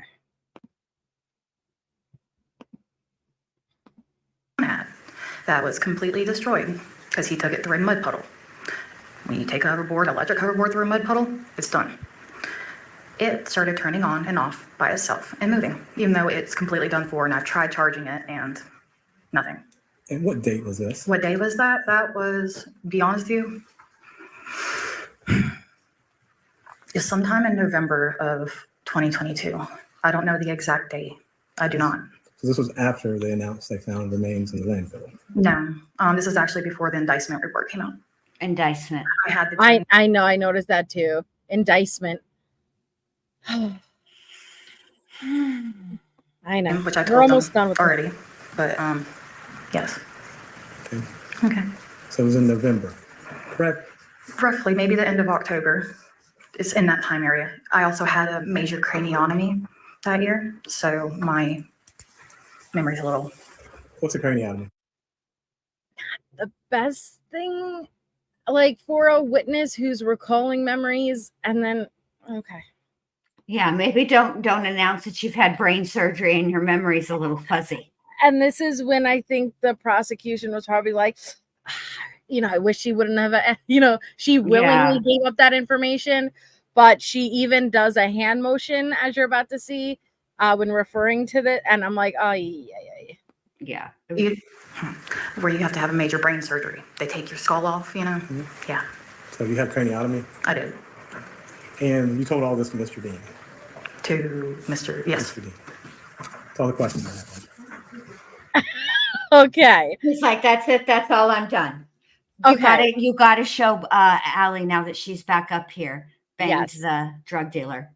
Okay, so that was after Misty. Hold on, dude, she takes so many breaks. It was at the lunch break. So if you go before or after, listen, it was after. Go to Dietz's live. It's right when Dietz starts. So then you don't have to search through Court TV. You're so smart. I know. Sometimes I am.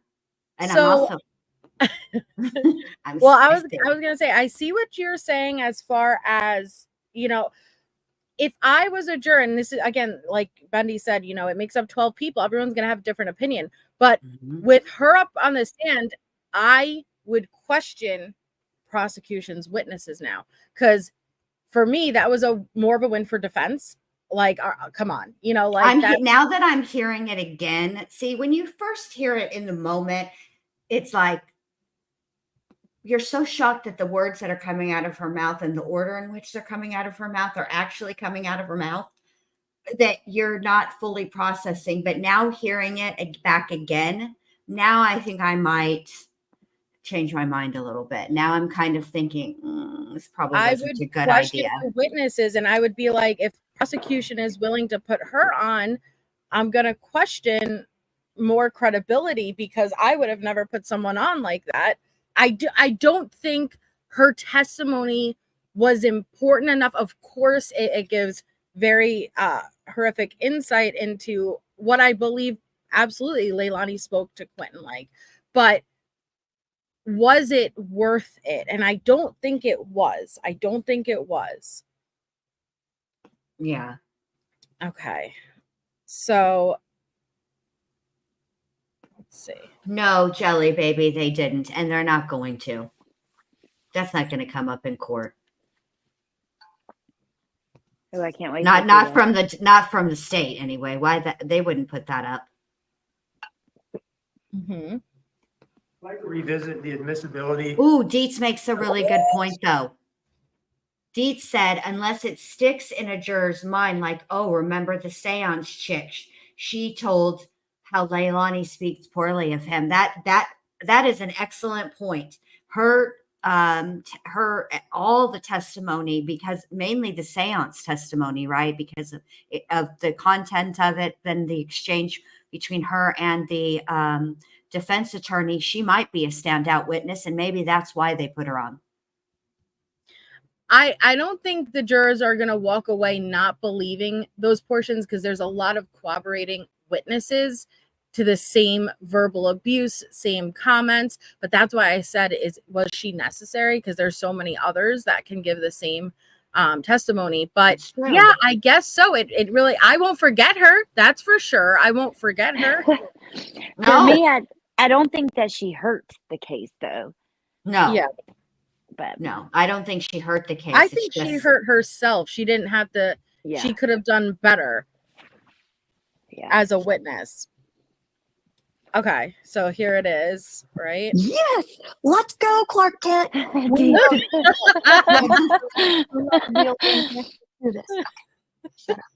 nature of the defendant's relationship with Craig, the drug dealer.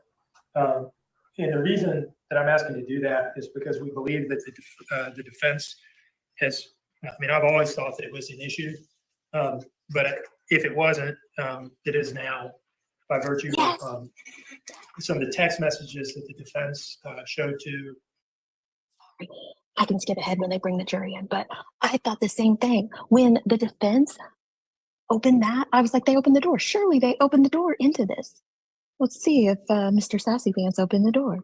Danny Youngkin questioned him about, and some of the suggestions that were made in that line of questioning. The text messages were shown to him, and he was asked about them to suggest that on some of these prior nights, and perhaps on October 4th as well, that what she was doing was picking up drugs for the both of them, and what he was doing is impatiently waiting for her to get home with drugs for the both of them to use. Excuse me, camera operator. Yes, please keep Superman in the frame, but scooch over to the audio That person is- in the back, because the audio engineer back here gives the best faces, and his face says what we're thinking, man. Correct. Thanks, Steph, for being a member for 8 months. I am here for the golf commentary. That is all. Your golf voice, Bendy. Somebody said it. It's not a golf voice. It's a 1-900 voice. I don't know. Maybe it's dirty golf. Who knows? Dirty golf. Putt, putt. Putt, putt. Oh, my goodness. God. As to the October 1st text messages and some of the October 4th text messages. Now, I think they did this in part because they kind of misread what these text messages signify in Defense 1, which I put in as State's Exhibit something. What they show is the defendant out having, and Mr. Youngkin kind of testified to this, although he claimed not to know exactly what she was doing. Maybe he just didn't want to believe it or didn't want to speculate. These messages show that, and here I'm talking about State's Exhibit 83, the Craig messages show that she was not out getting drugs for the both of them, and he was not at home waiting for her to come home with drugs for the both of them to use. She was out visiting her paramour, Craig. Again, they put these messages into issue. We weren't admitting any of these. Look at Leilani. What's a paramour? But she's always looking like that, and I really got angered during the last witness when she literally mouthed, "That is a fucking lie," and it's a child on the stand, and she's not. We heard those exact stories from day one. I remember hearing about those stories. So don't act like she's up there lying. She was so respectful. She was so just well spoken, and it angered me to see that you can't even control yourself enough. That's exactly what it is. Not a good look in front of the jury. The fact that she has it's an example of her lack of self-control. Yep.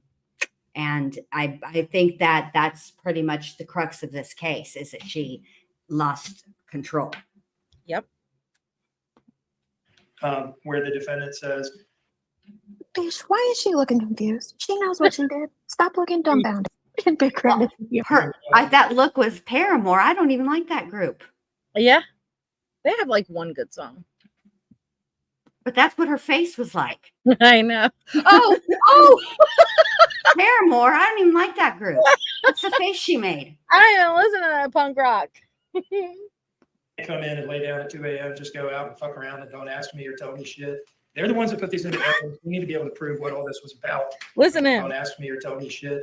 They're the ones that put these into evidence. We need to be able to prove what all this was about to go around the suggestion that they've made about what Danny was doing in sending those messages on October 1 and what he was up to on the night of October 4th.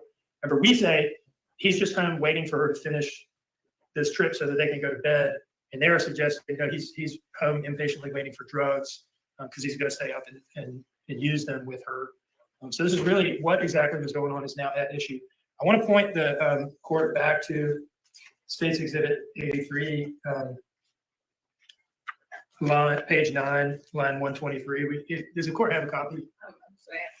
Madam Clerk, to hand it up. Okay. 123. Mm-hmm.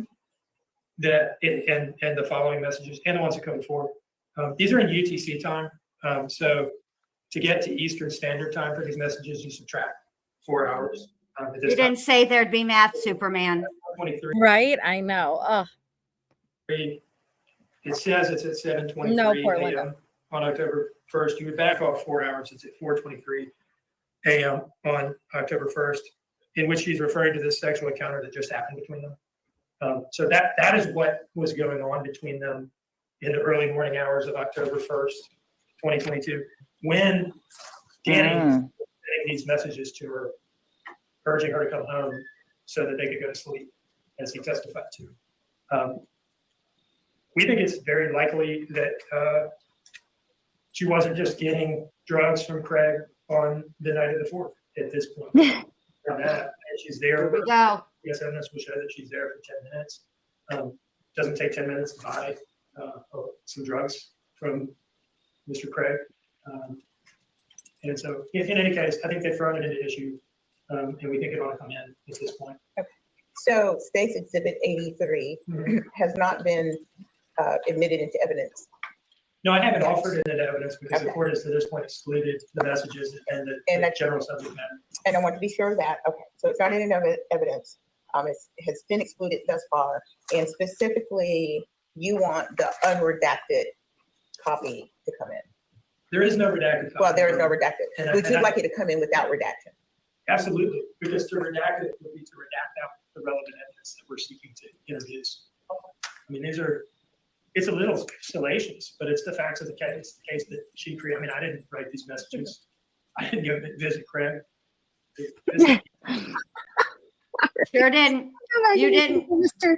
Superman, say that again. He's like, they're salacious, but it wasn't me who did it. And they can't be. It's totally mean mugging. This is the evidence. Sometimes it's a little unseemly. Murder cases are like that. Thank you, Mr. Dean. Mr. Hilliard? Your Honor, absolutely everything Mr. Dean just said has already been litigated. Number one. Number two, we didn't open the door to anything having to do with Craig. He doesn't like the fact he's right. He's absolutely right. He could have asked Mr. Youngin about these text messages, but he didn't. Okay, I did, and he didn't like that. Two different animals. You still open the door. The Supreme Court of the state of Georgia agrees with me on this one. Harris versus State decided June 22nd, 2022. I know this case that 150 he's citing. Judge. Yeah. It happened. It went to trial right after I moved to Georgia. It is about a father who left his son all day long in the hot Georgia sun in a vehicle. Oh. and he ended up dying. But the thing is that the father came out for lunch and ran an errand to Home Depot, and still it wasn't until he ran the errand, got back to the office, that I guess at that point is when he realized that his son was in the vehicle. And what they're about to reference is there were a number of text messages that came in between the father and other women. And if I'm not mistaken, one of the women was one of the groups of text messages. That's what he was doing that day. That was so quote unquote distracting, apparently. But one of the text exchange was also with a minor. It was, I mean, I remember when this happened. Oh my God. It was messed up. Jesus. Gross. And it has to do with basically the salacious sexual text that Mr. Dean's talking about. And it directly on point says these do not condemn. It's not relevant. It doesn't help prove anything. It's just to get into the salacious aspects of the case and to try and ask the jury to judge this case of character or character defects rather than the evidence of the case. So the court's ruling was right the first time. Nothing's changed. I'm sorry Mr. Dean believes that, but the facts haven't changed in the case. So the court was right the first time, and the Supreme Court of Georgia agrees with me on this one. Okay, Mr. Dean, May I address the Harris case, Your Honor? you can. It is a long opinion, and I've read all of it. I don't know about my counterpart. The holding in Harris was about a broad swath of. I got to go back because I'm going to jump forward though. Yeah, we don't need to hear about a swath. Yeah. Only left his child by all these text messages and things like that between him, I think, over a period of an abuse of discretion. Other evidence further in time away from this. Look, a lot of this stuff was admissible. Some of the more recent things closer in time to the crime. But the state went overboard here, and the trial court allowed them to do it.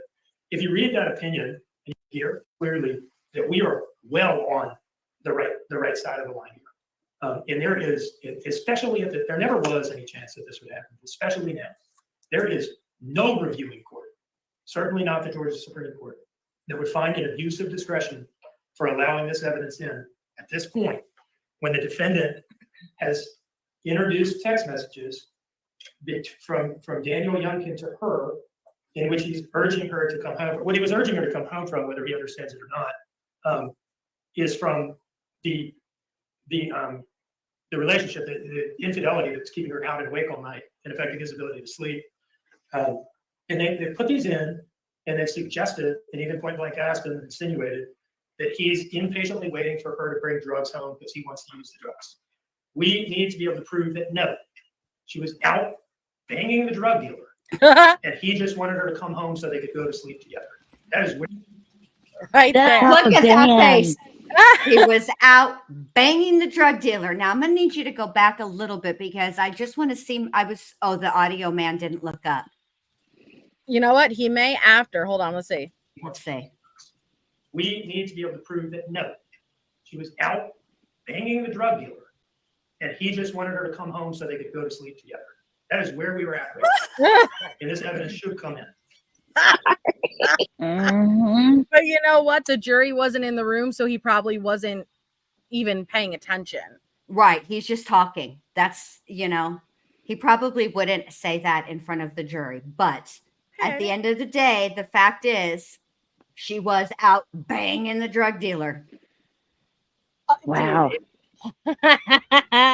But now they ruled, guys, that these are going to be admitted. And I'm the type where, yes, I'm nosy. I like to know everything, but I like to know everything because I think everything is a factor in compiling together what made Leilani like this at this moment in time. And it's not an excuse. It's not, like, hey, well, it's because of this happened. No, but let's be real, right? Everything that you're going through, everything that you're experiencing does make up the decisions you make.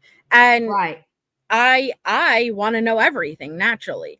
Right. So I think it is because already the messages that they did share, which was only a few, her and Red Craig, the dealer, even referenced Leilani and Danny fighting. So I wonder what else is in there.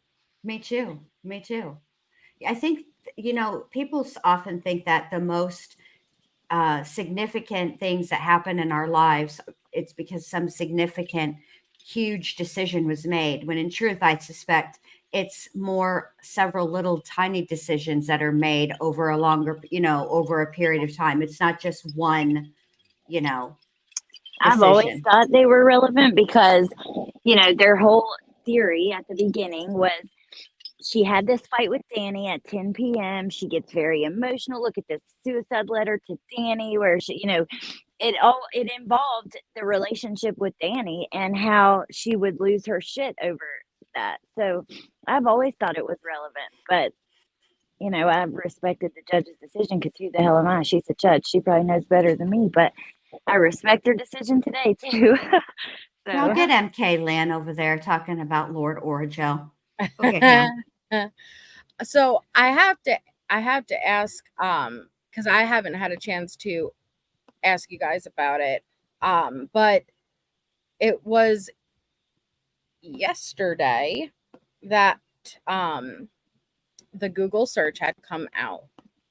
And this Google search was so, I think it very much, maybe I'm just always drawing similarities with Letitia because we went so far into Letitia. I feel like we memorize it.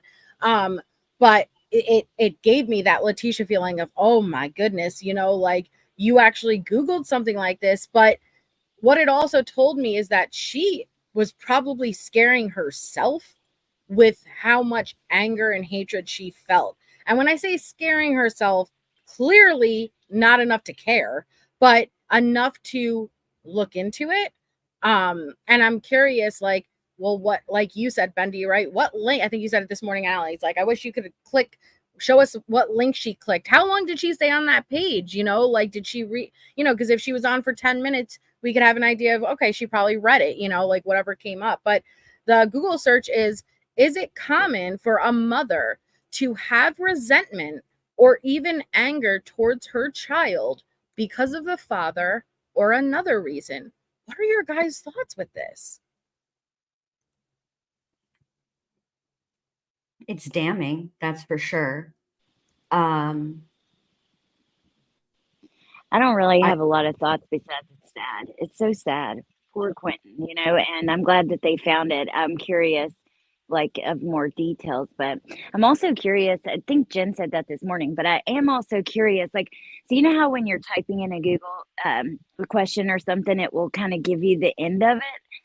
Did Yeah. she type in all of this? I would love to know that, which I'm sure it's in the report. Actually, I'm certain of it. It has to be because I've seen it in other reports, but did the end of it, is it something that came up on Google or did she write it all? I'm curious about those little details.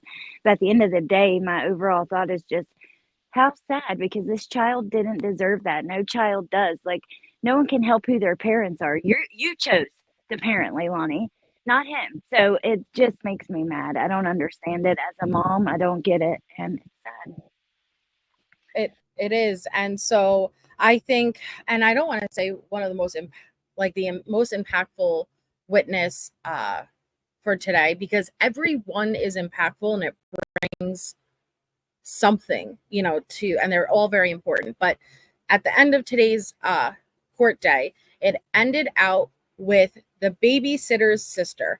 Now, everybody associates Diane, Michelle, as being the babysitter. Apparently, I think it was just the family altogether, but it was Diane's older daughter, which we haven't heard from yet, who I guess was the technical, babysitter for the kids, but her younger sister took the stand. She is currently 17 years old, so she would have been 15 at the time. And she detailed some horror stories. Now, she lived right down the street, but as she's relaying these stories, these are stories that I remember hearing in real time when Quentin was still missing. And some of the behavior she detailed was obviously different treatment between Zane was her golden child. Zane could do no wrong. And Quentin was dealing with some serious abuse. One of the most horrifying things that she relayed was how Zane was in the pool. He was swimming. and Quentin wanted to go in, and she pushed Quentin on his back into the pool without any floaties, wouldn't wait for him. And she said, Zane already knows how to swim. And I'm paraphrasing. It was along the lines of, Zane already knows how to swim, so he needs to learn. He needs to learn like him. My jaw dropped, because it's really, we have that. We have not helping him down the stairs and letting him fall. We have another incident where she pushes him and his head hits the curb. Like, this horror to the point where he's calling out for the babysitter. He's calling out for Danny. He's pointing to the babysitter's home, and it's just, it was really sad. It was really sad. I think that probably the most telling thing that the babysitter said, really, as to how Leilani really thought of Quentin, was when she said that Zane has been there through everything, and Quentin is sitting there useless. He's a baby, and she called him useless. And I think that that is how she felt about her son. And it breaks my heart, because I was a young mom. I had my first son at 18. I had my second son at 19. They're 10 months apart. And there are 2 years between my youngest son and my daughter. Okay. I was a very young mom. I had 3 kids by the time I was 21 years old. And it was hard work, make no mistake. And there were days when I just did not know how I was going to do it. But I always loved my children. I never thought of them as useless. I never referred to any of them as useless. And I just don't understand why she kept her children. She wasn't ready to be a mom. No. I just don't understand. And I know that there are families out there who would have given anything to have Quentin and Zane, frankly. And and this is how much this 17-year-old child, which again, she was so respectful. She spoke so elegantly, like she answered so properly, short and sweet, directly what is being asked of her. It's hard when you're up on that stand. Okay. It's not easy, let alone an adult, but a child. Mm-hmm. But one thing, and she broke down a couple times, but she got herself together quickly. One thing that it showed me how much she cared was her relaying the time, that Quentin got pushed into the pool, and she took Quentin back to her house, put him on the couch to watch some TV, got him some juice, and he had fallen asleep there for 2 hours. And she was asked, did you fall asleep with him? And she said, no, because I was too afraid I'd crush him. I'd squish him. Yeah, I'd squish him. I'm sorry. No. I just thought it was so, it was just, you could, she cared. And it broke my heart thinking that Quentin went through life, not knowing he was loved and not being cared for. Right. But that little moment was, one of those things that it was just for a brief moment, through all that horrible testimony, all the hateful things that she said and did to Quentin, and in that moment, that was just one little tiny ray of hope. Somebody did, and he did know what it was like to be loved, and he did know what it was like to be cared for, What about the part where she's talking about them going down the steps, and she's like, Leilani, he needs help. And she's like, no, he can do it. He's a big, she expected him to do everything Zane could do, which, he was 20 months old. Think of the size of your babies at that age, and just being like, oh, whatever, they'll be fine. I just couldn't imagine that part really hit me funny, because I always, I don't know, I try to be extra cautious with my little ones. I can't imagine just being like, nah, he'll get it. He'll be fine. He can do it. He's a big kid. He's 20 months old. Right. And at his passing, this was leading up to it. So he was even younger. But then there's another instant where Zane and Quentin, I guess, were roughhousing, and Paul's remote control for the PlayStation got broken. And that's what ultimately had her so angry with Quentin, that she pushed him into the pool the next day. But she was flipping out because Paul's going to get mad at her. So you're taking this anger out on Quentin, right? Meanwhile, let's be real. It's probably because you're not playing with them. If you let a kid get into, they're going to get into everything. It's amazing how quick they get into something. But she backhanded that baby because he got out. He and his brother got out and were playing in the ditch, and she punished Quentin and didn't even. And this is what impressed me about the girl, the young lady on the stand. She didn't even, because she pointed this out, she never even acknowledged her negative actions that led to the boys being out in the street in the first place. And the fact that a girl at 15, because at that point she would have been 15 roughly, right? Somewhere in between 14 and 15 when this happened. And she even recognized that. And this moron at the table, it was gross. I'm going to get down so I can get ready for mine, but yes, we're about to go to Bendy's in 5 minutes, guys. And yeah. Allie's doing her recap in the morning because there's a lot to be discussed. But one thing that also did stand out to me today is Leilani complaining that Quentin looks just like his dad. How is that fair when I'm the one who carried him? He looks just like her. Looks just like her. He looks just like her. What the hell? So, and he was a particularly cute baby. Not saying adorable. He was particularly especially adorable. Right? It was those big. It's the big brown eyes. Oh, his big brown eyes. Oh my god. All right, I'm gonna get down, girls. I'll see you over there. Thank you so much, Bendy. Right. You guys, we're gonna go over to Bendy's. Bendy's gonna do a recap of Boone, thankfully, because we have both these trials going at the same time, and it's really hard. So I'm really excited. Trial opening statements start tomorrow with Boone, so make sure you go over. We're gonna go Jade Raid over there, and then Allie in the morning. Right, Allie, you're gonna do your morning recap. Yeah. And so Allie's gonna do the recap in the morning because we didn't even touch the surface, like scratch it. There's so much that needs to be going over. So make sure that you go to Allie's in the morning. And then I'm not sure, Bendy, if you're going to stream the morning portion or you're still going to do the poll. I haven't decided. I'll tell you, okay. I'm going to go have a cigarette. I'll think about it and I'll have my decision for you guys over there. Okay. Sounds good. All right. I'll see you on a little bit. Bye, girls. Bendy. Bye, chat. You guys, I'm sorry I lashed out. Bye. You're fine. So if Bendy doesn't do the morning, Deets offered to step up. They've been doing a really nice Bendy doing the morning, Deets doing the afternoon. It's not easy to stream the trial all day. You have to give your undivided attention for hours sitting there.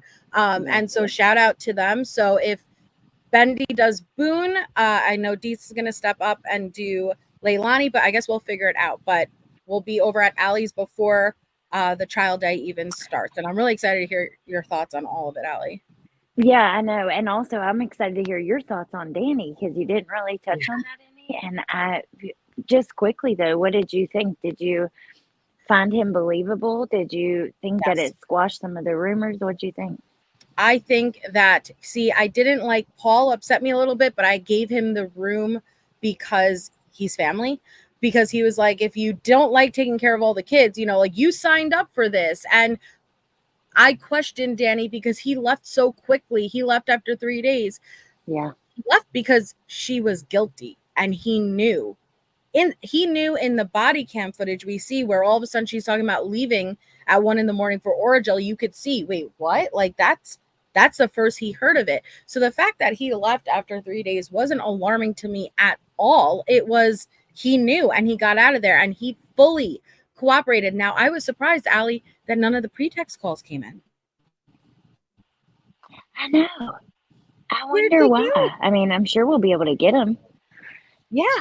I guess he just has them as backup and they're part of the discovery. He used it in the opening. So maybe it will come in with the FBI agent back on the stand.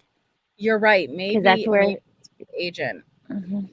But I don't know. But the way it ended out reminded me similar to Harley on the stand when he asked, who has custody of Sky now?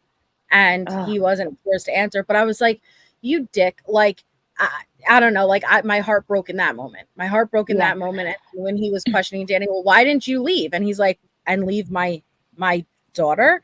no, like Yeah. the way I see it is he fully owned up. He was making really bad decisions.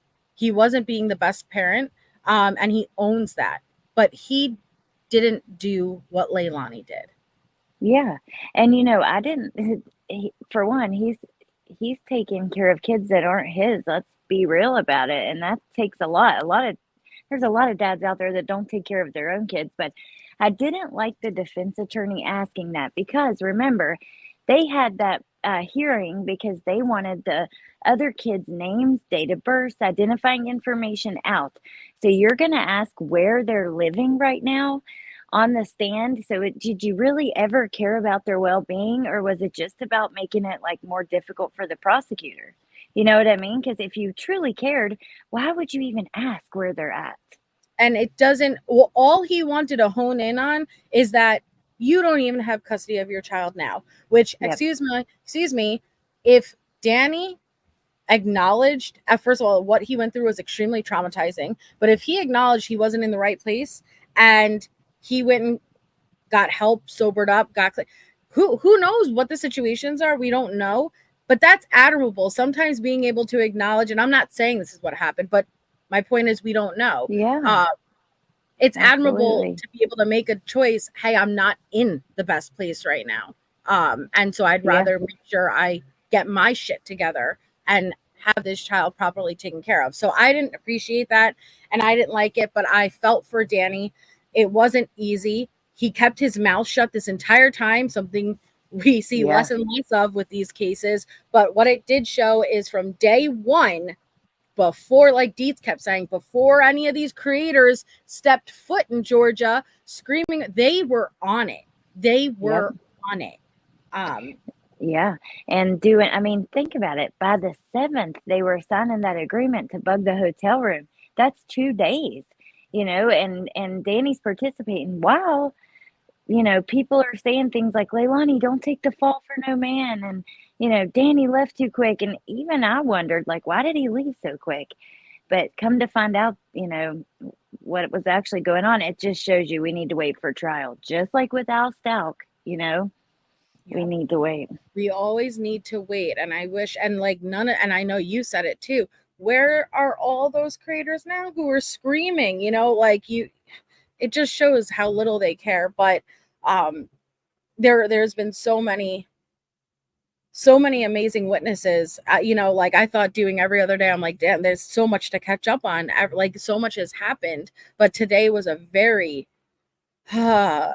significant day. And we do know the next person up, which is going to be first thing tomorrow morning, is most likely going to be I think it might be Diane. Like the babysitter, the mom. Yep. It makes the most sense. And the judge already said this next witness is going to be long. I've been waiting for Billy Joe. I'm surprised they didn't bring her in sooner because I'm sure she wants to attend, but there's a reason. Clearly there's a reason. Yeah. Well, she was showing up at all the hearings, or at many of them. And I remember Claus telling me once after one that, like, she's like, I gave her a hug and I, like, told her I was so sorry for her loss. She's like, I was so angry with her, but seeing her in there, like, she's devastated and heartbroken. So I couldn't help it. Like, it just made her soften up to her a little bit. So she was showing up. So I would think she would want to see it too. I don't know. Yeah. I don't know. It's rough, and again, circling back around, I know it was like a troll comment, but I've heard that a lot, like at least with me and my coverage. You have, like, for me, if I don't laugh about the things that, like, be aware of what we're laughing at least me, when I'm not ever laughing at the circumstances or the victim or what happened, but it's so heavy. It's so heavy. If I don't have a moment to laugh about Paul with Ernest and stuff, I wouldn't be able to handle it. There were moments today, especially at the end of the day, with that child who took better care of a child as a child than his own mom did. I lost it, like it was really, really hard. Yeah. And so I'm trying to get a good night rest tonight, and prepare for tomorrow, because I have a feeling it's only going to get heavier here on out. Yeah, I don't know. It's Joneson says, I don't know, Allie, because she said in my chat she didn't think she was going to attend. Oh, really? Wow. I wonder why. And then she was going to the hearings. But also, I could imagine this would be really hard for her because, we can't deny that she was grieving. We saw her grieving Yeah. from, Leilani wasn't, in my opinion, but she was. And seeing them beside each other, it was just such a stark difference in their behavior and the way that they were acting. So this would be hard because she has Leilani, which she was very vocal about this. I love my daughter, but I love my grandson. And, I want her to pay for what she's done, but it doesn't mean it doesn't hurt that she did it and she's there. It's her daughter. So I don't know. It doesn't seem like Leilani has anybody really in that courtroom. But then again, anybody who's a witness isn't allowed to be there to listen to testimony prior. Deed says, I've caught several lies that she told to us. And I know one of them that you spoke about earlier, Deeds, and correct me if I'm wrong, I'm not sure if you were referring to Billy Joe, but one of the biggest takeaways from today also is that Quentin was healthy. He was a healthy baby boy.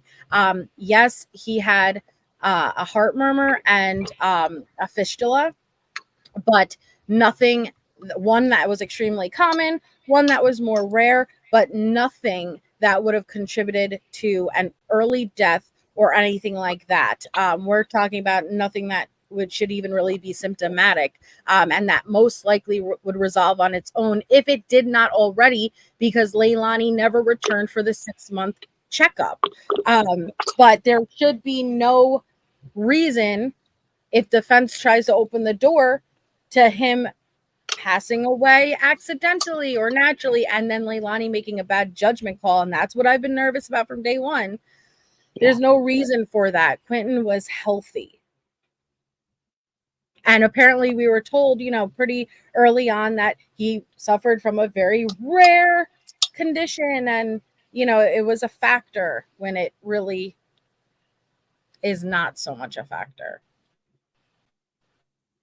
I've never had to. Well, and also the Danny son. Mm-hmm. She definitely played into that and made it worse. That's just the truth. It is what it is. It is what it is, but I think tomorrow's going to be even heavier. So prepare. I've been dropping the links. Joneson, for anybody who cannot watch the trial in real time, because it is a lot. Joneson has been doing very detailed recaps on her community posts as each witness takes the stand. And I totally understand if you're not going to be able to continue to do that, because it's a lot. It's a lot.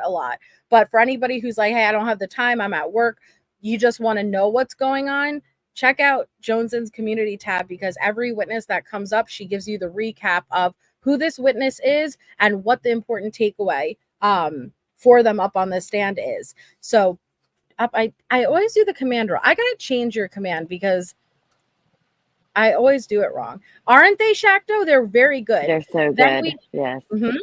Then we have Allie doing the recap tomorrow morning before the court date even starts. So it starts at 9, even though we'll be 30 minutes behind. So Allie's going to go live about 8, right? Yeah. 8 Eastern, to do the recap, because there's a lot that we didn't even touch on here. And then I'm not sure who's going to be streaming the morning portion. Whether it's Dietz or Bendy, we'll find out tonight, but we'll share it out and let you guys know. And so we'll see you guys over there. Thank you so much, Allie, for coming up. I know we're going to go Jade Raid over to Bendy's to go and listen to the Sarah Boone recap. Opening statements also start tomorrow morning. So bless us all. Buckle in. There's going to be a lot going down. But yeah, I can't wait to hear your recap tomorrow morning and really get to hear more of your thoughts of what went down. Well, thank you so much for having me. And we should have another conversation in the coming days. I don't know what your plans are in the next little bit, but whenever we can. Yes. Okay. Perfect. Awesome. All right. Thanks, well, thank you for having me. Bye. Love you. Bye. See you over at Bendy's. Love you. Bye. Bye. Any objection? All objections